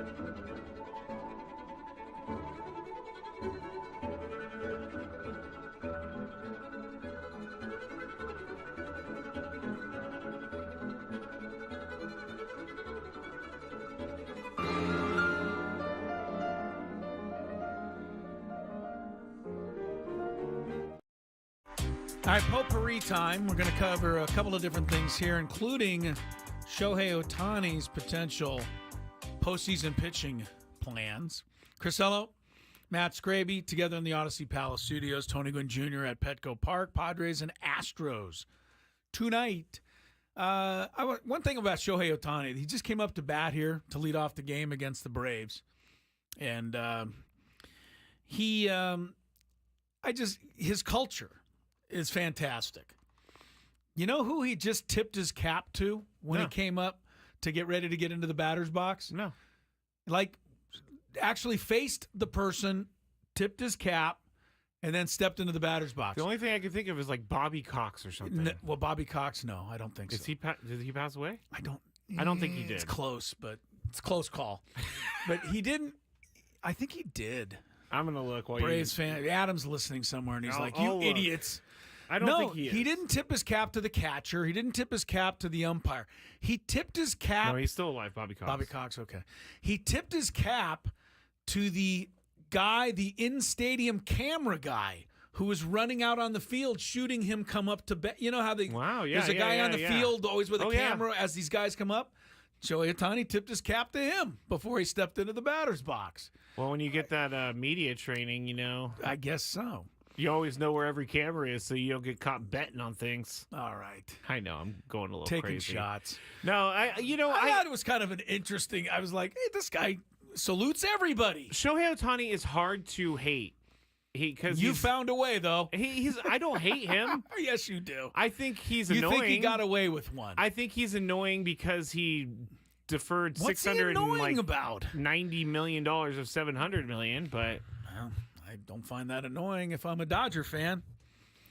Anyway, he's up at bat. The Dodgers and Braves are underway. Now, before the game, Dave Roberts was asked about Shohei potentially pitching in the postseason. Remember we talked about that a little bit? Yes. Last week. Dave Roberts said he's not ruling it out entirely, but he said it's really a long shot. So that's where that stands. Dave Roberts not going to totally pigeonhole himself just in case, but I really get the feeling Dave Roberts is not planning on Shohei pitching in the postseason. One guy who's not going to pitch in the postseason is Glasnow. He's pretty much done now. Tyler Glasnow. He's not going to be pitching at all in the postseason? I don't think so. Doesn't look like he had another setback. He's done. Done. Let's talk about that for a second. Yeah. Because, like, Tyler Glasnow seems like a nice guy, too, so I don't want to be too mean. But you think he's soft. But he never finishes...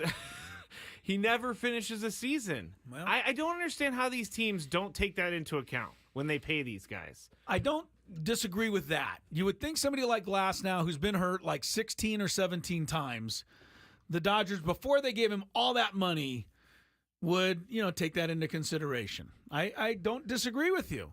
But other teams screw it up because they'll be like, hey, we'll give you $200 million. But when he was pitching, he was, as good as there was in the league. But, yeah, it doesn't do you any good when you're not pitching. Speaking of guys that can't stay healthy, we jump to football. And this is what you get. You personally get. Are you talking to me? Yes. Oh, I thought you were talking to everybody out there. No, I'm talking to you. This is what you get personally for not, just doing the right thing and applauding your best friend Kevin O'Connell for beating the 49ers. Now the tables have turned on you. 49ers wide receiver Deebo Samuel, calf injury, gonna miss multiple weeks. Talk about a guy who... boy. Yeah, he doesn't stay healthy either, right? No, it just really bothers me. I'm sorry. It just really bothers me. These soft tissue injuries, Chris, really bother me. I need to see a bone sticking out of your leg. Maybe these guys should have gone into badminton instead of football. They should have done something like that. Yeah, if you get too many soft tissue injuries, it doesn't work. Did George Kittle have a bathroom emergency yesterday? That was another aspect of that 49er game. I was playing against Kittle in the fantasy. And, yeah, they said third quarter, George Kittle just went out to the locker room on a cart. I was like, oh, no, he's out for the season. I didn't think that. I just thought at least I don't have to play him the rest of the day in fantasy. Next thing I looked up, he was catching the ball and making 15, 20 more yards. Apparently it was not a bathroom break, Skraby. Apparently he was a little dehydrated.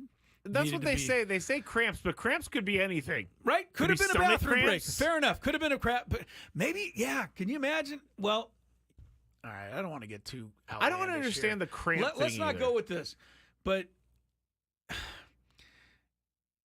how do I say this? Chris is really. I'm struggling. I'm struggling. Cover your little kids' ears. No, I mean, sometimes you have to go, and it wouldn't hurt to have a cart to get you where you need to go. Yes. Are Right? you kidding me? Like, could you imagine having to walk off in front of 40,000, 60, 80,000 people? Doing the waddle? Doing kind of the waddle to the locker room. So I could see that maybe that's why he needed the cart. But he did come right back in the game like there was no problem at all. When I was a drinker, I used to have massive stomach problems. I wonder why. That might But be why. Yeah. I was golfing one day, Chris, and my And that stomach was happened. killing me, and I was all the way out on like hole number 12, Oh, boy. and there were no bathrooms, so I had to hoof it. Maybe we should just kind of No, move on I from this made it. subject. I This is made getting- it, but it was brutal. Uh, I we've can't all- even imagine doing it in front of a bunch of people in a stadium. I think we've all been there in one way or the other. So Deebo Samuel out, joins Christian McCaffrey. 49ers, to me, I'm only saying this, but I still think they're a Super Bowl team, but McCaffrey not comes for back. a while. If Christian McCaffrey comes back. Well, they're not a Super Bowl team right now. I mean, they're missing two guys. I wish, they're playing the Rams this week. The Rams don't have Puka Nacua nor Cooper Kupp, who's now out. Yeah, the Rams It's going are to in be trouble. a weird game this weekend And their between those offensive two line teams. is terrible. All right. So, and there was one other thing I wanted to do in this potpourri segment, but it's kind of escaped me. Wasn't. Someone said George Kittle soil himself. No, he did not. Well, wait a minute. You don't know that for sure. I think we would have heard I about mean, that. since you do, I think that would have become news. you think that would have been? Oh, you remember the best you think one? somebody would have told you? Somebody would have announced that from the 49er locker room. The reason George Kittle left the game is he soiled. Well, don't you think like the other team would be like, smell it or something? Oh, come on. All right, this is the worst segment we've ever had. No, it's not. That's it. It is. It's the worst Okay, segment we've ever last had. thing. Remember when Lamar Jackson What do you mean, waddled- last thing? I'm giving you another shot No, at this? when Lamar Jackson had to waddle into the locker room during Monday Night Football, you remember that? And then he came out and he was like a new man. It's Big Five time. We have got to get out of here quickly to save ourselves. Dodgers did not score in the first. Mets, Nationals are scoreless in the second. Padres, Astros later. Diamondbacks, Rockies in a little while. Scoreboard update. It's about the only thing I can think of after that segment. When the Padres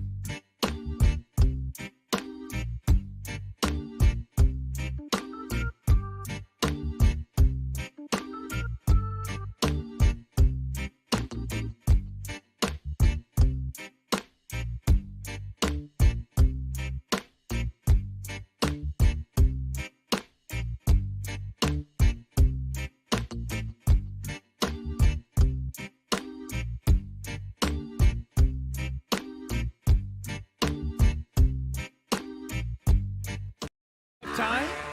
Chris Ello, Tony Gwynn Jr., Matt Skraby checking traffic and then getting right to it. From the 97.3 The Fan Traffic Center, here's Kelly Danick.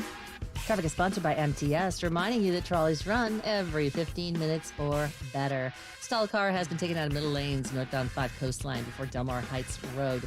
Now Cordell and Cordell traffic cam shows stalled car south 5 before the 163. That's in middle lanes. Don't let traffic drag your day down, whether headed to the office or game day. Go the easy way with MTS. Trolleys run every 15 minutes or better throughout the day. Learn more and plan your trolley trip at sdmts.com. That's sdmts.com. I'm Kelly Danick with Gwynn and Chris, San Diego's #1 sports station, 97.3 The Fan.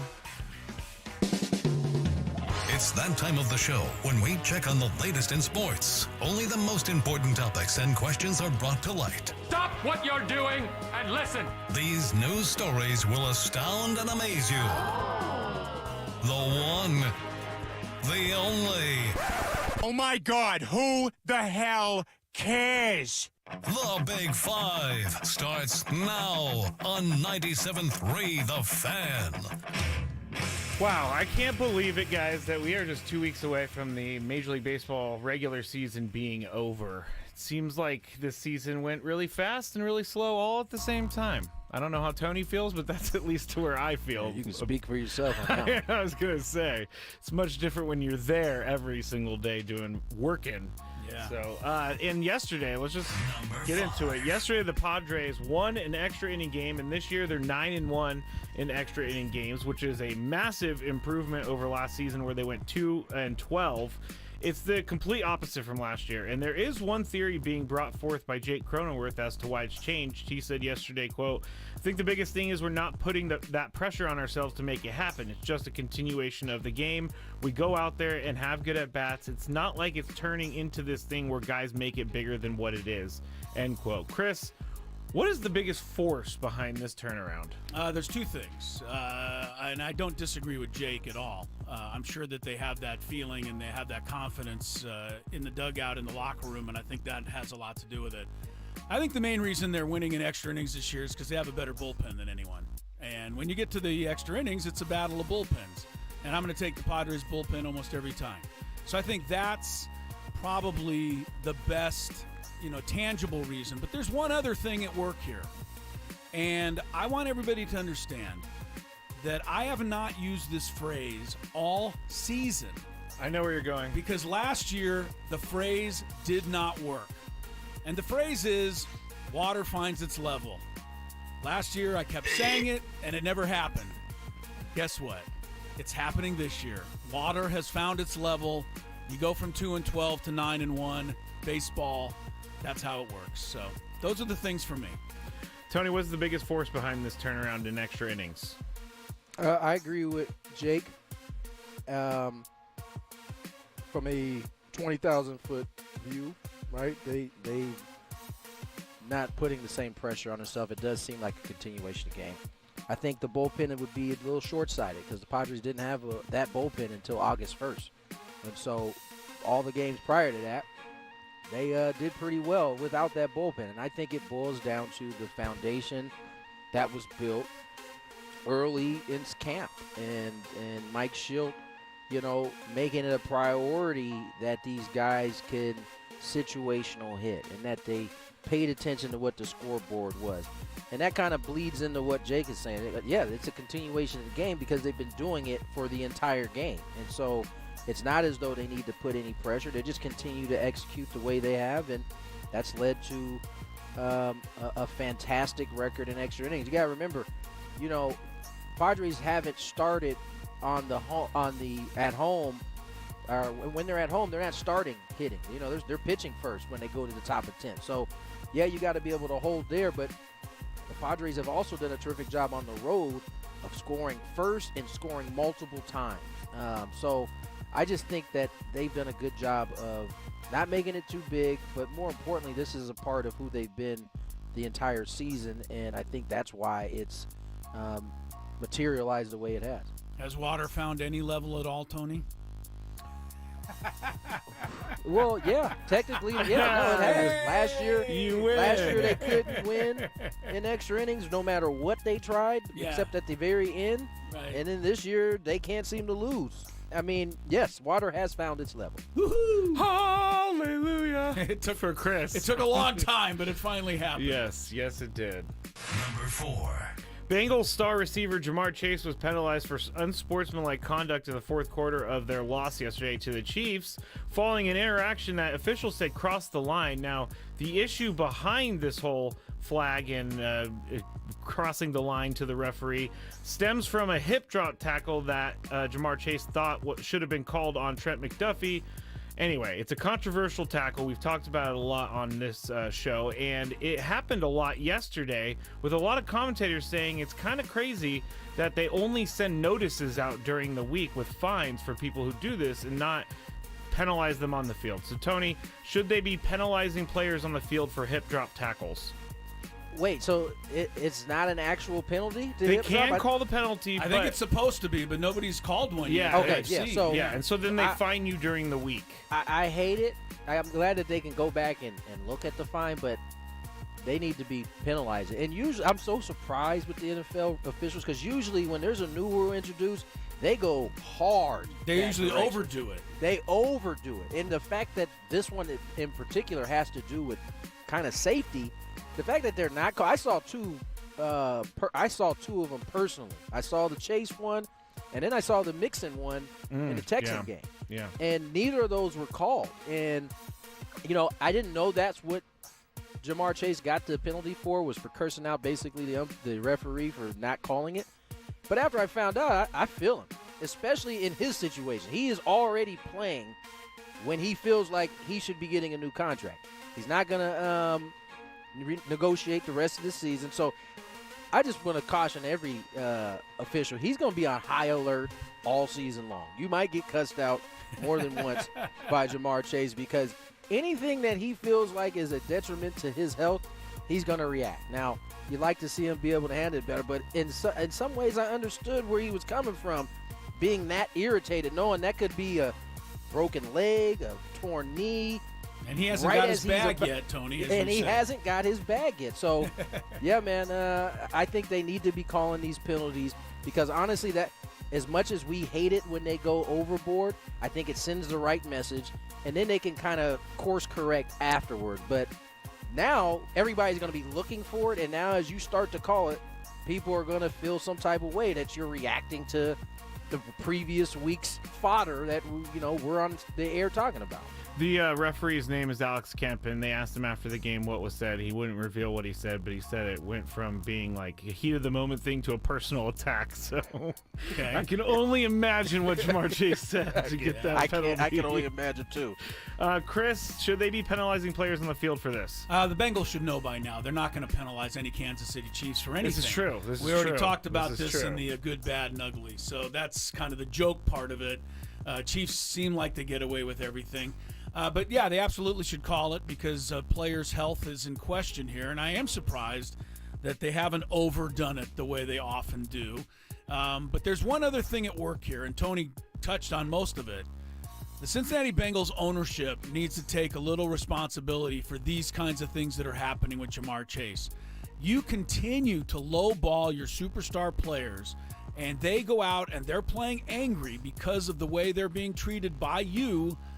Don't be surprised if they lose their cool and cost you a football game. I mean, look at their top two wide receivers have contract issues. The Bengals are not a good franchise. No. They have a good quarterback and a really good coach and defensive coordinator, but this is where the franchise hurts the team. Not taking care of players, they take it out on the field. I think that had something to do with it. I also think, and I don't know what he said, so we can't totally comment, but as an official, tie game or 1-point game, 4 minutes to go, third down, I'd like to see you be able to take a little bit more before the flag comes out. But, again, we don't know what was said. It sounds pretty, I just imagine it being pretty bad. I know. I know what you're saying, but still. You can imagine a dude who already, as Chris just pointed out, feels like his organization isn't doing him right. He already feels like he's virtually out there playing, somewhat naked. And a big play happens. You can imagine the the steam that was. I mean, Yeah. you could see it. Joe Burrow was trying to calm him down, and he didn't. It was like he didn't even see Joe Burrow. He was still yelling when he got back to the bench. Chase was. So. Quick yes or no answer on this. Tony, are hip drop tackle offenders playing dirty now? Yeah. Now you know it's a rule, and you're still doing it. Yes. Okay, Chris. They're taking advantage of it until they get called for it. So All right. I guess all's fair in love and war. Number 3. Wow. Reports out of San Francisco are shedding more light on how Matt Chapman closed his long-term deal with the Giants, and it seems to have taken Buster Posey as the negotiator that closed the deal. Andrew Baggerly of NBC Sports Bay Area wrote, quote, "It was an ownership group that viewed re-signing Chapman as a slam dunk and did not trust Farhan Zaidi and Scott Boras to finish at the rim," end quote. While Posey's involvement did stem from ownership's impatience with Farhan and the negotiations, it also allowed the Giants to avoid interference from Boras, who was telling Chapman that San Francisco's offer could be a potential floor in free agency this winter, according to Baggerly. So I guess maybe Tony can explain this a little bit, but a luxury Zaidi didn't have as president of baseball operations, like tampering maybe. Chris, you're up first, though. Is this a bad sign for the future of Farhan Zaidi? And it's so confusing of a story, and until Tony tells me what the should we have Tony go first? Well, if anybody knows the facts, I mean, if Farhan Zaidi doesn't have control to sign a player or not sign a player, then that is an issue. But it's really difficult to comment because I don't know the inner workings of the Giants. I accept your answer. Thank you. Chris, Tony, can you shed some light on this or? Okay, well, first of all, any report that's coming from an outside source, you have to be leery on things like he was being told that it was the floor of free agency. Who would have said that in this article? A person on the Giants side? Probably. It probably wasn't somebody on the other side. So we don't actually know if that's what Boras was saying. However, I do think this is a problem for Zaidi because how many times have they swung and missed in free agency? A lot. Wow, a lot. Good call, Tony. They had the Correa deal in hand. That ended up blowing up. He seems to be doing perfectly fine in Minnesota right now. And so the mere fact that Buster Posey had to step in and basically play GM in order to seal this deal, I don't know. If I'm in that ownership group, I'm kind of looking at Zaidi in some kind of way. Like, we've missed out on Judge. We've missed out on Correa. There was somebody the free agency before that I can't remember. But then we get Buster in here, and he just knocks it out. And he saw the same thing that we do. And then it brings me to my next point. Maybe they should make Buster Posey GM. Well, if Buster wants to be a GM. I think it's going that way. Buster's smart. He's like, I don't want to do this full time. I'll hop in here every once in a while, do a guest appearance. I think the other thing is this is Farhad is certainly at the edge of, analytics and how they view things. And, when you're trying to put guys into these boxes that these analytics and stuff tell you, why it should be a good deal. It almost seems like Zaidi is looking for the perfect free agent deal. And it doesn't exist. The reality is when you sign these long terms, with the exception of Barry Bonds, there's the only one I can think of offhand that lived up to his contract and beyond, right? Through the whole thing. After that, you're going to get diminished returns as they get older. That is just a fact. Every single one of them. So I don't know. It just almost feels like he's always looking for the perfect deal. Can I get the right production for the entirety of this deal, and so that I can, feel good and not look crazy that I signed this guy? And I don't think those deals really exist. I think all of us get old and we get less productive, especially in sports. And so, yeah, I think this could be a bad sign. Plus, he's been there for a long time. Shelf lives on GMs, they ain't long. That's for sure. So, I think this could be a bad sign for him. I just looked up kind of the free agent fails for the Giants real quick in Farhan, and they went after Judge, as we said. Otani also was a guy they went after. Bryce Harper was someone they went after. Yoshinobu Yamamoto was a guy they went after. So there's a lot of swings and misses. Yep. No pun intended. Chris, anything on this? No, I gave you what I had, and then Tony hit it out of the park. I gave you what I baby. had. Man, I just love that you're just putting forth every single ounce of effort into this show. Number 2. You're welcome. He took it as like an insult, and it wasn't an insult. LPGA Solheim Cup, which is like the Ryder Cup for the women. Team Europe member Charlie Hull is enjoying a pretty nice year on the golf course, and her popularity has risen a lot this year. However, some people are not happy with a bad habit of hers. Have you guys seen this? Nope. She is one of the few pro golfers that still smokes cigarettes on the golf course. God. She got eaters out there. I love So she's even signing autographs while enjoying a nice dart. She's Having a dart. She's from England, so you know I don't know that that's still a thing anymore. Where some countries are better smokers. I don't think it's than fair others. to blame this on England. I think this is Anyway, He's blaming it on England. so Yeah. someone snapped a picture of her signing an autograph with a big old cigarette in her mouth, and they were like, shouldn't she probably not be smoking around children and around everybody else? So, Tony, should the PGA Tour, it's not against the rules, should the PGA Tour and LPGA Tour ban smoking during their events? Is she outside? Yeah, of course.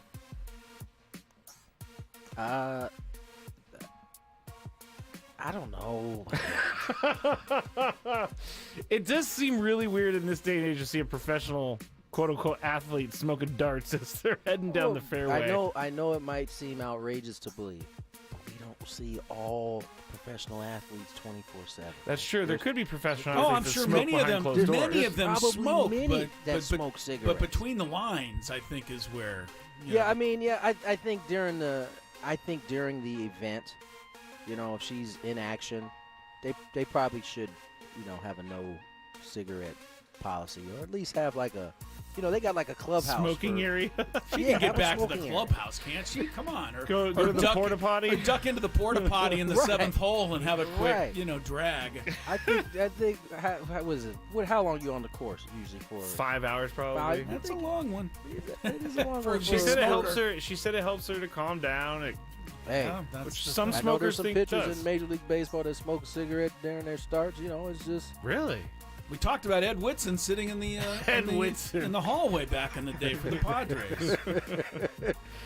He's not the only one. What was the whole thing with Hassan Kim and smoking cigarettes? I can't remember at this Yeah, point. he smoked cigarettes. Yeah, I mean, He did. I don't know if he So said not yeah. out on the field. I think the easy answer here is if you're between the lines. I mean, or between the ropes. Please. Yeah. It's So just is this a bad between the look. ropes? Yes, it's for her? between the ropes. I and think it's doing bad. like It's a really between bad the look. ropes. Come on. I mean, Yeah, I she's think they should. representing the LPGA. Yeah, at I that think they point, can so, come down on this. Yeah. Nothing. I do. Nothing like a good cloud of smoke going up in the That's air. pretty comical, I got to tell you. It is Has she kinda hit a funny. shot yet with a cigarette dangling from her no, lips? I don't think she. No. I've It's in never between seen it. holes as she's going from hole 4 to 5. Yeah, that or walking down the fairway or just signing autographs. I know I've seen John Daly hit some shots with a cigarette. I've seen hanging, John but Daly that, hit a John shot Daly, out of a guy laying on the ground holding a tea in his mouth. So Yeah. John Daly's done some crazy things. I think this is a in his bad life. look though for the LPGA, and I think they should step in. I do. All right. Don't be so I don't know if serious. it's a bad look, but they should definitely rectify the situation. Number 1. Get her a cigarette sponsor. What happened to those? Marlboro brings She has you a big old today's Marlboro hat. LPGA Tour event. That'll happen. I remember growing up seeing that Used to camel happen. thinking it was real cool, okay? Used to happen. I know this is something that only I would bring to the show, but yesterday during the Packers and Colts game, the Packers center was caught vomiting all over the field before the snap. Saw that. I think this is disgusting and this is gross and whatever else word I can think of for this.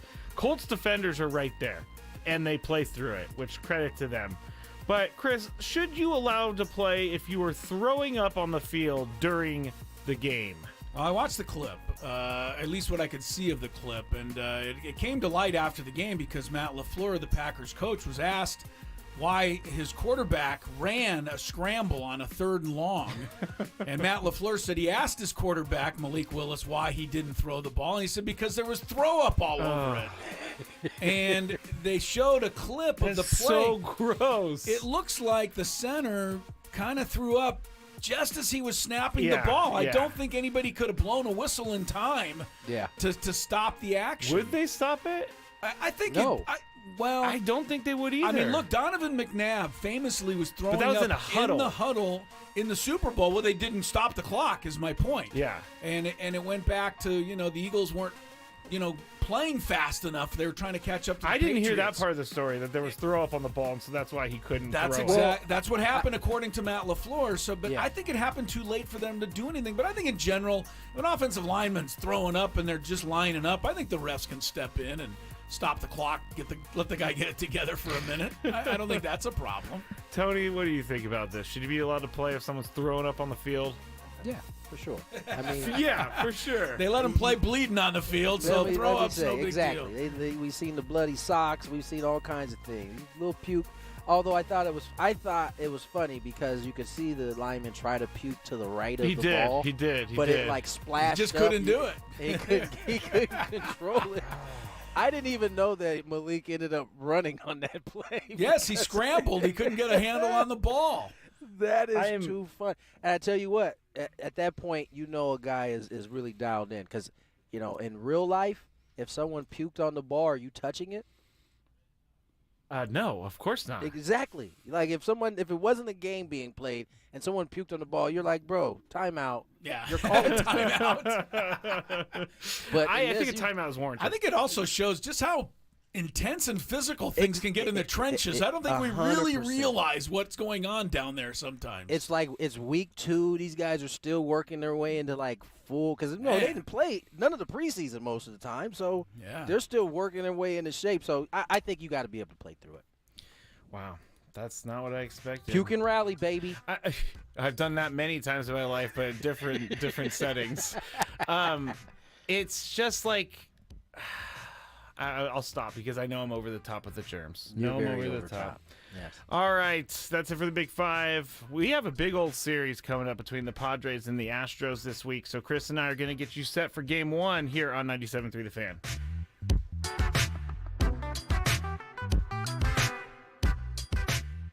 Fight on, Michigan.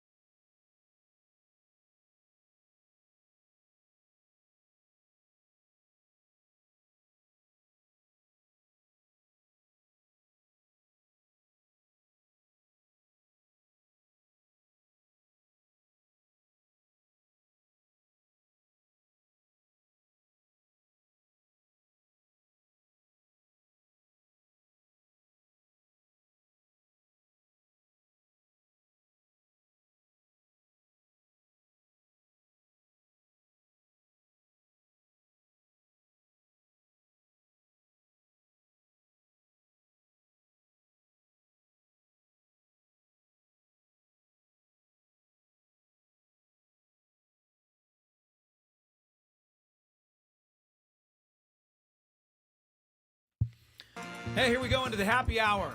Happy to be with you on this Monday. Gwynn and Chris, San Diego's #1 sports talk station, 97.3 The Fan.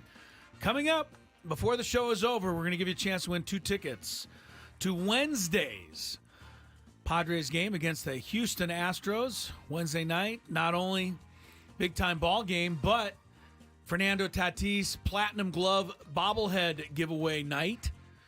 So, you know, you might want to stay around. Stick around. I forgot to take mine home. Oh, the bobblehead? And I just realized it. You're going to put it away for safekeeping now? Here. Yes. They had one sitting around the studio these things, here. Yeah, these things are like gold. Come on. Somebody didn't grab it. That's surprising. That is surprising. They usually give us, the Padres are very nice to us. Yeah. They give us usually one of each promotional item. Not necessarily. Maybe 2. No, we get some. But there's like 20 of us. So I never grab one because I don't feel like I should. You apparently don't mind grabbing one. Well, when they're brought into studio and I ask Adam, can I take this one home? And he says yes, then you go then I'm taking it home. Because it's really hard for us to get down there to get the actual giveaway. This Musgrove one with the dog bobblehead is the only one that has survived the season and is still here in studio. Where's the other ones? Huh? They're all gone? That's what I mean. Where are they? People take them, like you. No, people like I you only take the them. ones that are available. If anybody's Sure. taking actual bobbleheads off the wall, then they're thieves. Well, anyway, you can get a Fernando bobblehead giveaway Wednesday. Win 2 tickets to see the Padres and Astros coming up before the end of the show. The show is over at 5:35. So it's between now and then. Sam Levitt's pregame show. And then Jesse, Tony, big doings baseball tonight at Petco Park. Wednesday's game is a different start time. It's 3:40. Okay, a little kind of an afternoon evening affair. Yes, it's the last Wednesday. day game. I don't think that's at true. Home. No, the White Sox are here this weekend. During the week. Okay, yeah. Well, you really cleared that up for everybody. I know, as soon as I said it. Yeah. All right, so stick around for that opportunity. On the scoreboard, Dodgers just got on the board. Top of the 3rd, they lead the Braves 1-0. Nationals over the Mets, top of the 4th, 1-0. All right, so there's your scoreboard check. Padres going after another one tonight. Yu Darvish on the mound following a brilliant pitching weekend in San Francisco. We've talked about so many things about the weekend. You know, Fernando, clutch, home run Friday night, got him started. Huge shot yesterday. I thought Cronenworth's defense was amazing. And every time he makes a great play, I keep reminding people who say, well, he's not that good defensively.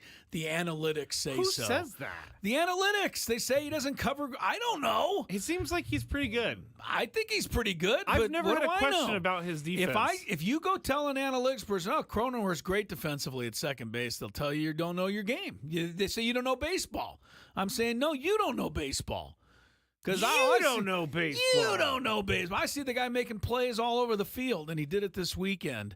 Solano had a 4-hit game. Ariza's hitting streaks up to 13 straight. He's hitting 900 during that stretch. So it seems. So it seems. But the biggest thing of the weekend was the starting pitching. 3 games in San Francisco. Cease, Musgrove, Perez, 17 innings, 1 run. They only gave up 9 hits and 3 walks. They struck out 20. And they completely dominated. Giants didn't score till the 6th inning yesterday. And, you get starting pitching like that, and I know it's funny, but the Padres are going to be great if they get starting pitching like that. Yes, everybody will be great if they get starting pitching like that. If your starting pitching doesn't give up any runs, you're probably going to win. But so that goes without saying. It was an outstanding job. We'll see if Darvish can keep it going tonight against an Astros team that is heading back to the playoffs for the 8th year in a row, and very well could be. They've been in the ALCS or better 7 straight years. I think that's incredible. With all the playoffs and all of the one-game eliminations and this, that, and the other, and the buys and just thinking everything. About the consistency. I mean, to do that 7 years in a row, I know we don't like the Astros. They cheated. They got caught. I don't think they paid enough of a penalty personally, but I'm also not ready to take away everything they've accomplished. Not all of it.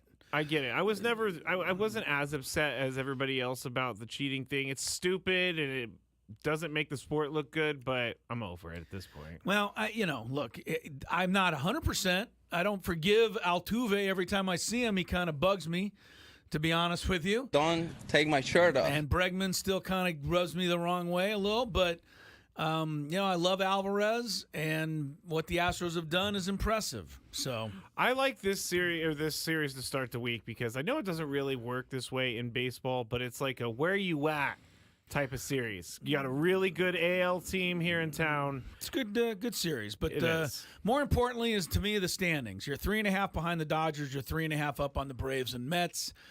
You want to keep that margin. If you can close the gap on LA, so be it. I mentioned it earlier today. I'll mention it again. The Dodgers still have 7 games left against the Rockies. It's going to be hard to catch them, but stranger things have happened.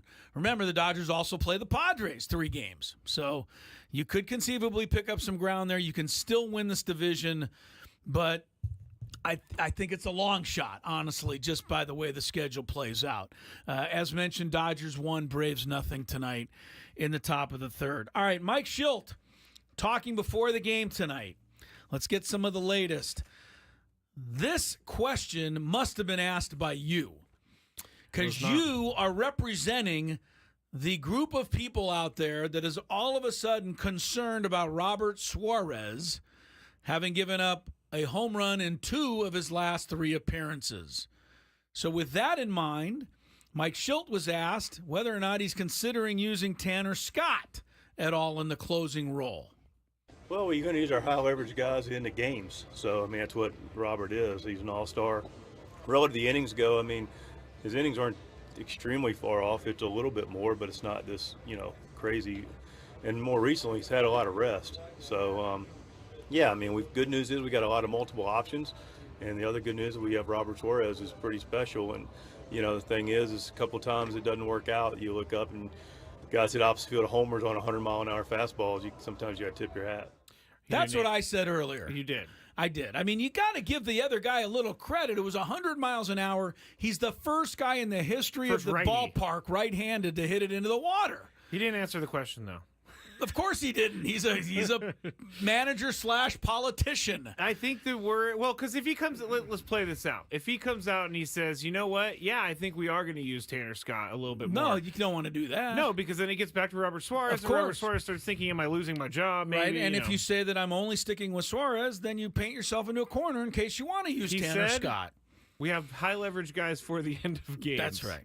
But I'm just saying, Suarez had a bad outing in Detroit. That was bad. But I got to give him one bad outing on the year. Yesterday was just an example of a guy doing something that no other right-handed hitter has ever done in that ballpark. McGuire, Sosa, Goldschmidt. I'm trying to think of some what I mean. But Pujols, whoever's played in that ballpark, no right-handed hitters ever hit the ball in the water. So this guy did it. Let's give him some credit.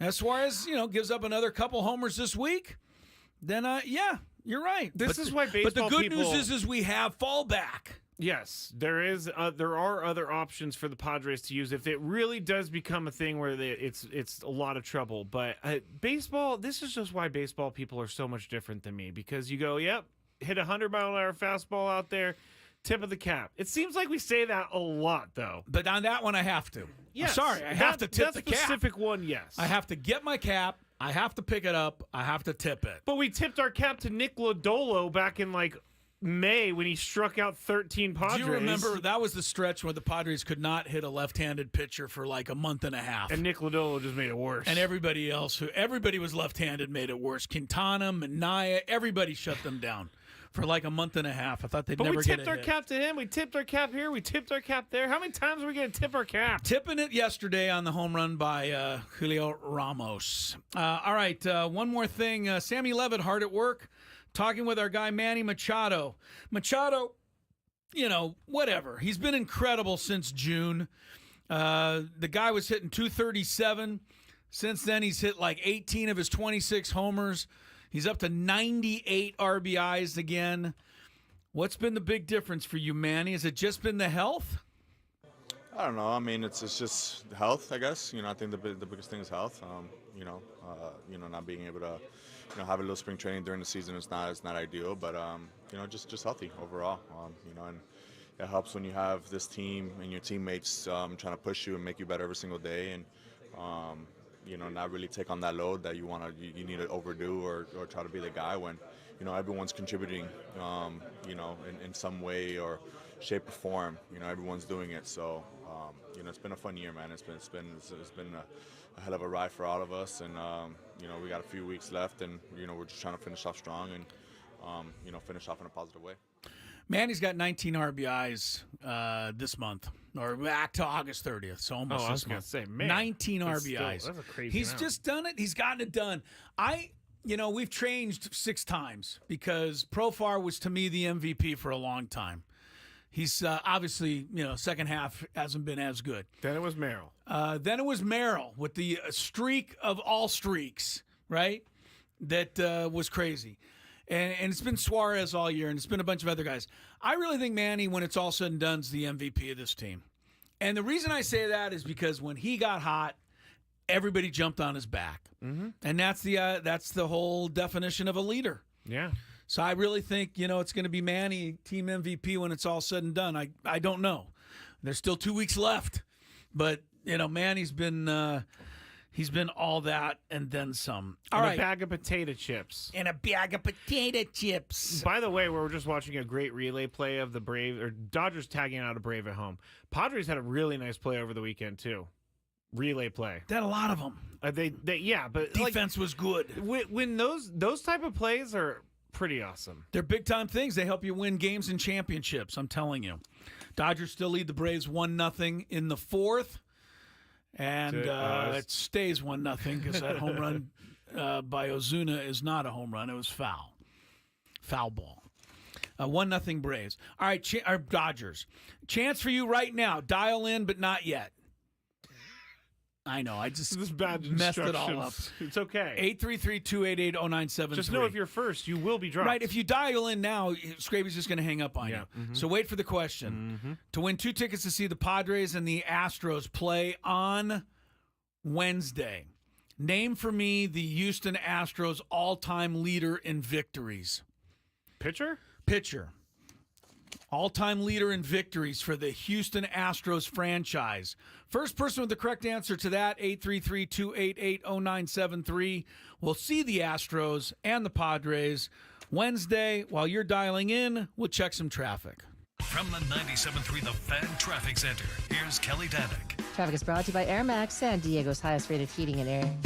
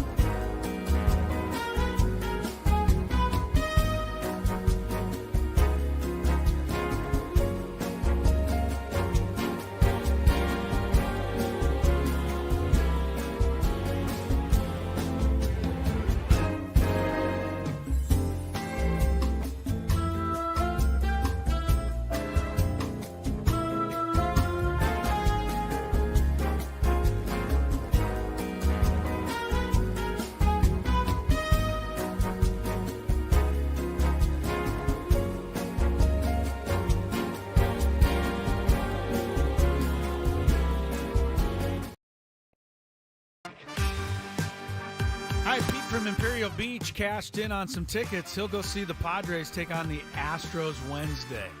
His first caller. Got right on it, Skraby. Yes, it was. Joe Niekro is the answer to that question. The late Joe Niekro, younger brother of Hall of Famer Phil Niekro. That's what I thought you said originally, and I had to double check with you. No, Joe is the all-time Astros leader with 144, just one ahead, very close, Roy Oswalt. Remember that guy, right-hander? Yes, he I won do. 143. But Niekro is the guy for the Astros in franchise history.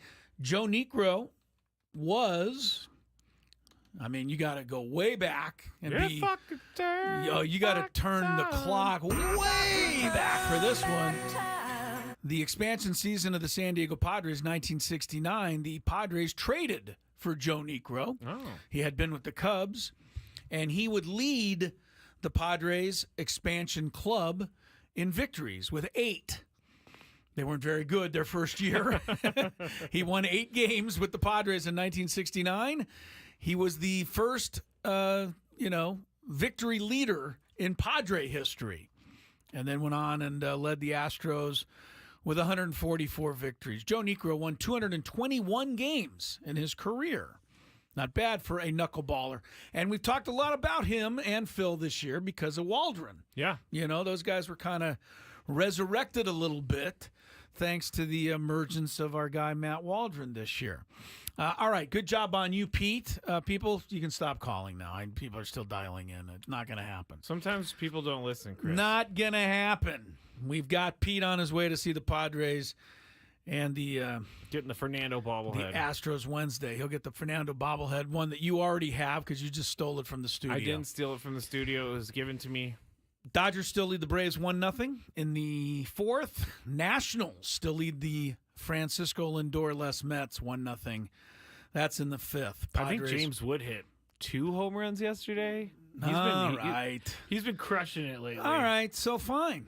Where's he going to play on this team? I didn't say anything about that. That's my point. So just it's good for him. I didn't say anything. Other guys do other things for other teams, but I'm enjoying this team right now. Eagles punted on their first possession. Monday Night Football, Falcons ball, deep in their own territory. I don't really see the Eagles playing with any pizzazz. The game's only 2.5 minutes old, Skraby. What do you mean? I just think they don't. What do you want? Like a razzle-dazzle triple reverse on the first series? Sure, triple reverse pass. What qualifies as pizzazz for you? You know, I haven't seen a good flea flicker. Oh, I got to tell while. you, that Kirk Cousins handoff to Bijan Robinson showed quite a bit of Falcons pizzazz there. It did. Do you see that spin? All right. They're underway in Monday Night Football. We'll keep you up to date on that as well. We've got about 10 minutes left before we turn it over to Sam Levitt's pregame show. We didn't talk very much, if at all, college football today. A couple of things from the weekend. Obviously, we mentioned the Aztecs. Very simple. Stop committing penalties. I can't even judge the team as long as they're 2nd and 25 every possession. It's true. You really can't. You don't even know. Yeah. They pick off a pass. They go in for a pick 6. They take a 10-7 lead in the third quarter. Everybody's excited there in Cal. They're going to, pull the upset. And, some guy pushes a guy in the back on the way they return, and they call it back 60 yards upfield. So I assume that's the stuff you just can't keep doing. I assume that's a young team, but it does surprise me with how detail oriented Sean Lewis seems to be. He doesn't seem like the kind of guy that would go for that. The AP rankings are out today. Guess who the number 1 team is in the nation, Scrape? Texas Longhorns. Yes. Did you see that? I did. Or did you guess it? No, I did. No, Texas has jumped past Georgia. They now deem the Longhorns as the number 1 team in the nation. Georgia falls to number 2 after a narrow 13-12 victory at Kentucky. How dare Georgia winning by only 1 point? That's what I don't get either. Are we now, has it always been that way? Yeah. Style points matter in college football. I knew it mattered in the BCS because you got computer points, but you have got to beat your people, and you have got to beat them by a lot. And if you don't, the rankings will reflect that. So Tennessee beating Kent State 71-0. They should be number 1, right? Well, Tennessee's moved all the way to number 6, and they started at like 19. So 3 wins by 60 points has definitely vaulted them. Where are the Aztecs? In the rankings? Yeah. That's funny. They were like, they got ranked pretty low. You're to a start the comedian, year. I'll tell you. You're a really hilarious like, guy over there. Yeah. What is this guy doing? There's another story about Texas, though. And Texas won its game over UT San Antonio. Otherwise known as UTSA. Is that a possible Pac-12er? It's a possible new Pac-12 team. But anyway, Texas beat them the other night 56-7. Oh, I don't want them then. But who was the big man on campus for Texas? Did you all hear this? Starting quarterback Quinn Ewers of Texas, Heisman Trophy favorite, was injured. Whoa, no, that's not what that is not what I meant to hit. I meant to hit this. He was writhing in pain on the field. I meant this. He was in agony out there. They had to bring stretchers and hospital people. Live audio. Jeez. I didn't mean that. That's funny. Quinn Ewers was injured, so he was replaced by none other than, yes, Arch Manning. This is what this was meant for. Arch Manning in his college debut, 223 yards, 4 touchdowns, and just for you fantasy college players, he added a 67-yard touchdown run. That's pretty good. Pretty good game in his debut really for Arch Manning. Here's the thing that stood out to his coach, Steve Sarkisian. He said on his very first pass, after the injury, they were down near the goal line, he said he looked to his third option before hitting for the touchdown. Oh, I thought, okay. Point is, he went through his progression. Yeah. And, young quarterbacks, sometimes that takes time, but not if your last name's Manning. You probably already know to do that. The guy's pre-wired to be a great quarterback. Yeah. He was born into this world to throw the football around. He can do it, apparently. So that's how that started there for Arch Manning. We got to do a little traffic, and then we're going to finish things up. From the 97.3 The Fan Traffic Center, here's Kelly Danick. Traffic is sponsored by Valvoline Instant Drive-Thru Oil Change, your trusted instant drive-thru oil change. Crash is cleared on northbound 15 for the 78. Still seeing quite a bit of residual slowing up ahead. Cordell and Cordell traffic cam shows that stalled vehicle has been cleared near El Norte Parkway. Also, fire crews responding to a possible brush fire at eastbound 8 for Sports Arena. Smoke visible from that right shoulder. Stop by any of the 30 San Diego Valvoline Instant Oil Change Centers. You don't have to get out of your car, and it usually only takes 15 minutes or less. Plus, get a free courtesy check of your tires and battery. Visit SoCalOilChange.com for directions and discounts. SoCalOilChange.com. I'm Kelly Danick with Gwynn and Chris, San Diego's #1 sports station, 97.3 The Fan. All right, we got one time for a little bit more here. We'll give you an update on all the scores and stuff before we get out. And Sammy's pregame is showing up. Do you know, and I'm asking you this, do you know what Major League Baseball, MLB, what is their gambling outlet, deal with? Do you know who it's with? Is it with BetMGM? Is it with 365? Is it whatever? I think I actually don't know. I don't either. But I'm asking that because BetMGM sounds right though. Yeah, it does, and here's why. Today, maybe not. Today, the Major League Baseball's player union sued DraftKings and they sued FanDuel. For what? Both of them. And they're saying that both betting companies are using names and likenesses of players on their platforms without any permission.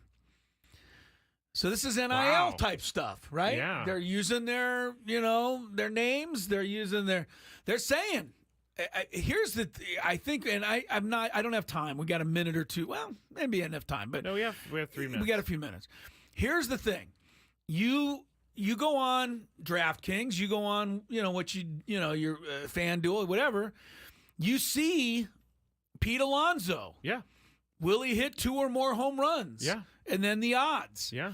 And the baseball players, our union is now, what they're saying is by using his name, you're helping further your business because you're selling the opportunity to bet or on or against Pete Alonso. I see where they're going, but I don't know how I feel. You don't think it's going to make it?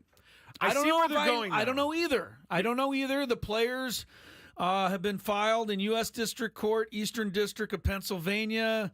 One's in New York. To me is for somebody a lot smarter than me to decide. Aren't they using these players in an editorial way? Like, I guess they're not because they're... Yeah, I mean, are you going to... can the Players Union start suing the newspaper for saying... writing in a headline that Jackson Merrill hit 2 home runs to help sell the paper? I mean, I don't know. Can they start suing you and I for saying... mentioning names? Yeah, Manny Machado, because people tune in to hear what I and you say about Manny Machado. So are we allowed to use his name without paying some blanket fee? I really am interested to see how this goes. I am too. Because this could end a lot of stuff. There's a lot to unpack, as they say and here. And baseball's driving this. Yes, the MLB Players Union that sued DraftKings and FanDuel. That's really weird. I think it's very... because yesterday I spent an hour trying to figure out a FanDuel daily fantasy lineup, and all those players are sitting right there, all of their stats, all their breakdowns. And they couldn't sell that without it. Now, and let me ask you this. If that gets... okayed, does let's just say the football union, do they sue ESPN? It's a slippery slope after that. And say, well, you're selling fantasy football websites using our names to play fantasy football. So can they get money for that? I mean, fantasy football is nothing without the name Jalen Hurts. You can't go wide receiver or the number name, 1. Yeah, yeah. I'll take wide receiver 2 on the Saints. I'll take You have Joe to use the Smith. guy's name, yeah. See, in that way, I don't know where this all stops and where it ends. Because you're just using their name. That's all FanDuel and DraftKings say they're doing. They say we're just putting Joe Musgrove's name down. I'm not saying Joe Musgrove's suing. The whole Players Union is suing. But, yeah, we're putting Joe Musgrove's name down, and it says, bet on how many strikeouts he's going to have. We got to follow this because I have no idea which direction this could go. I think it's kind of interesting. It is interesting, but it doesn't. It seems like a weird precedent if they decide to take the names off. Is this the old? That could be a slippery slope. It is a slippery slope. Is that where you're? Yes. Is that where you're going with this? Yes, I should have remembered my. What are those things called? Logic. I hated that. You are full of logic in general. I have plenty of logic. It just doesn't make sense to most people. Okay. We'll leave you with that one today.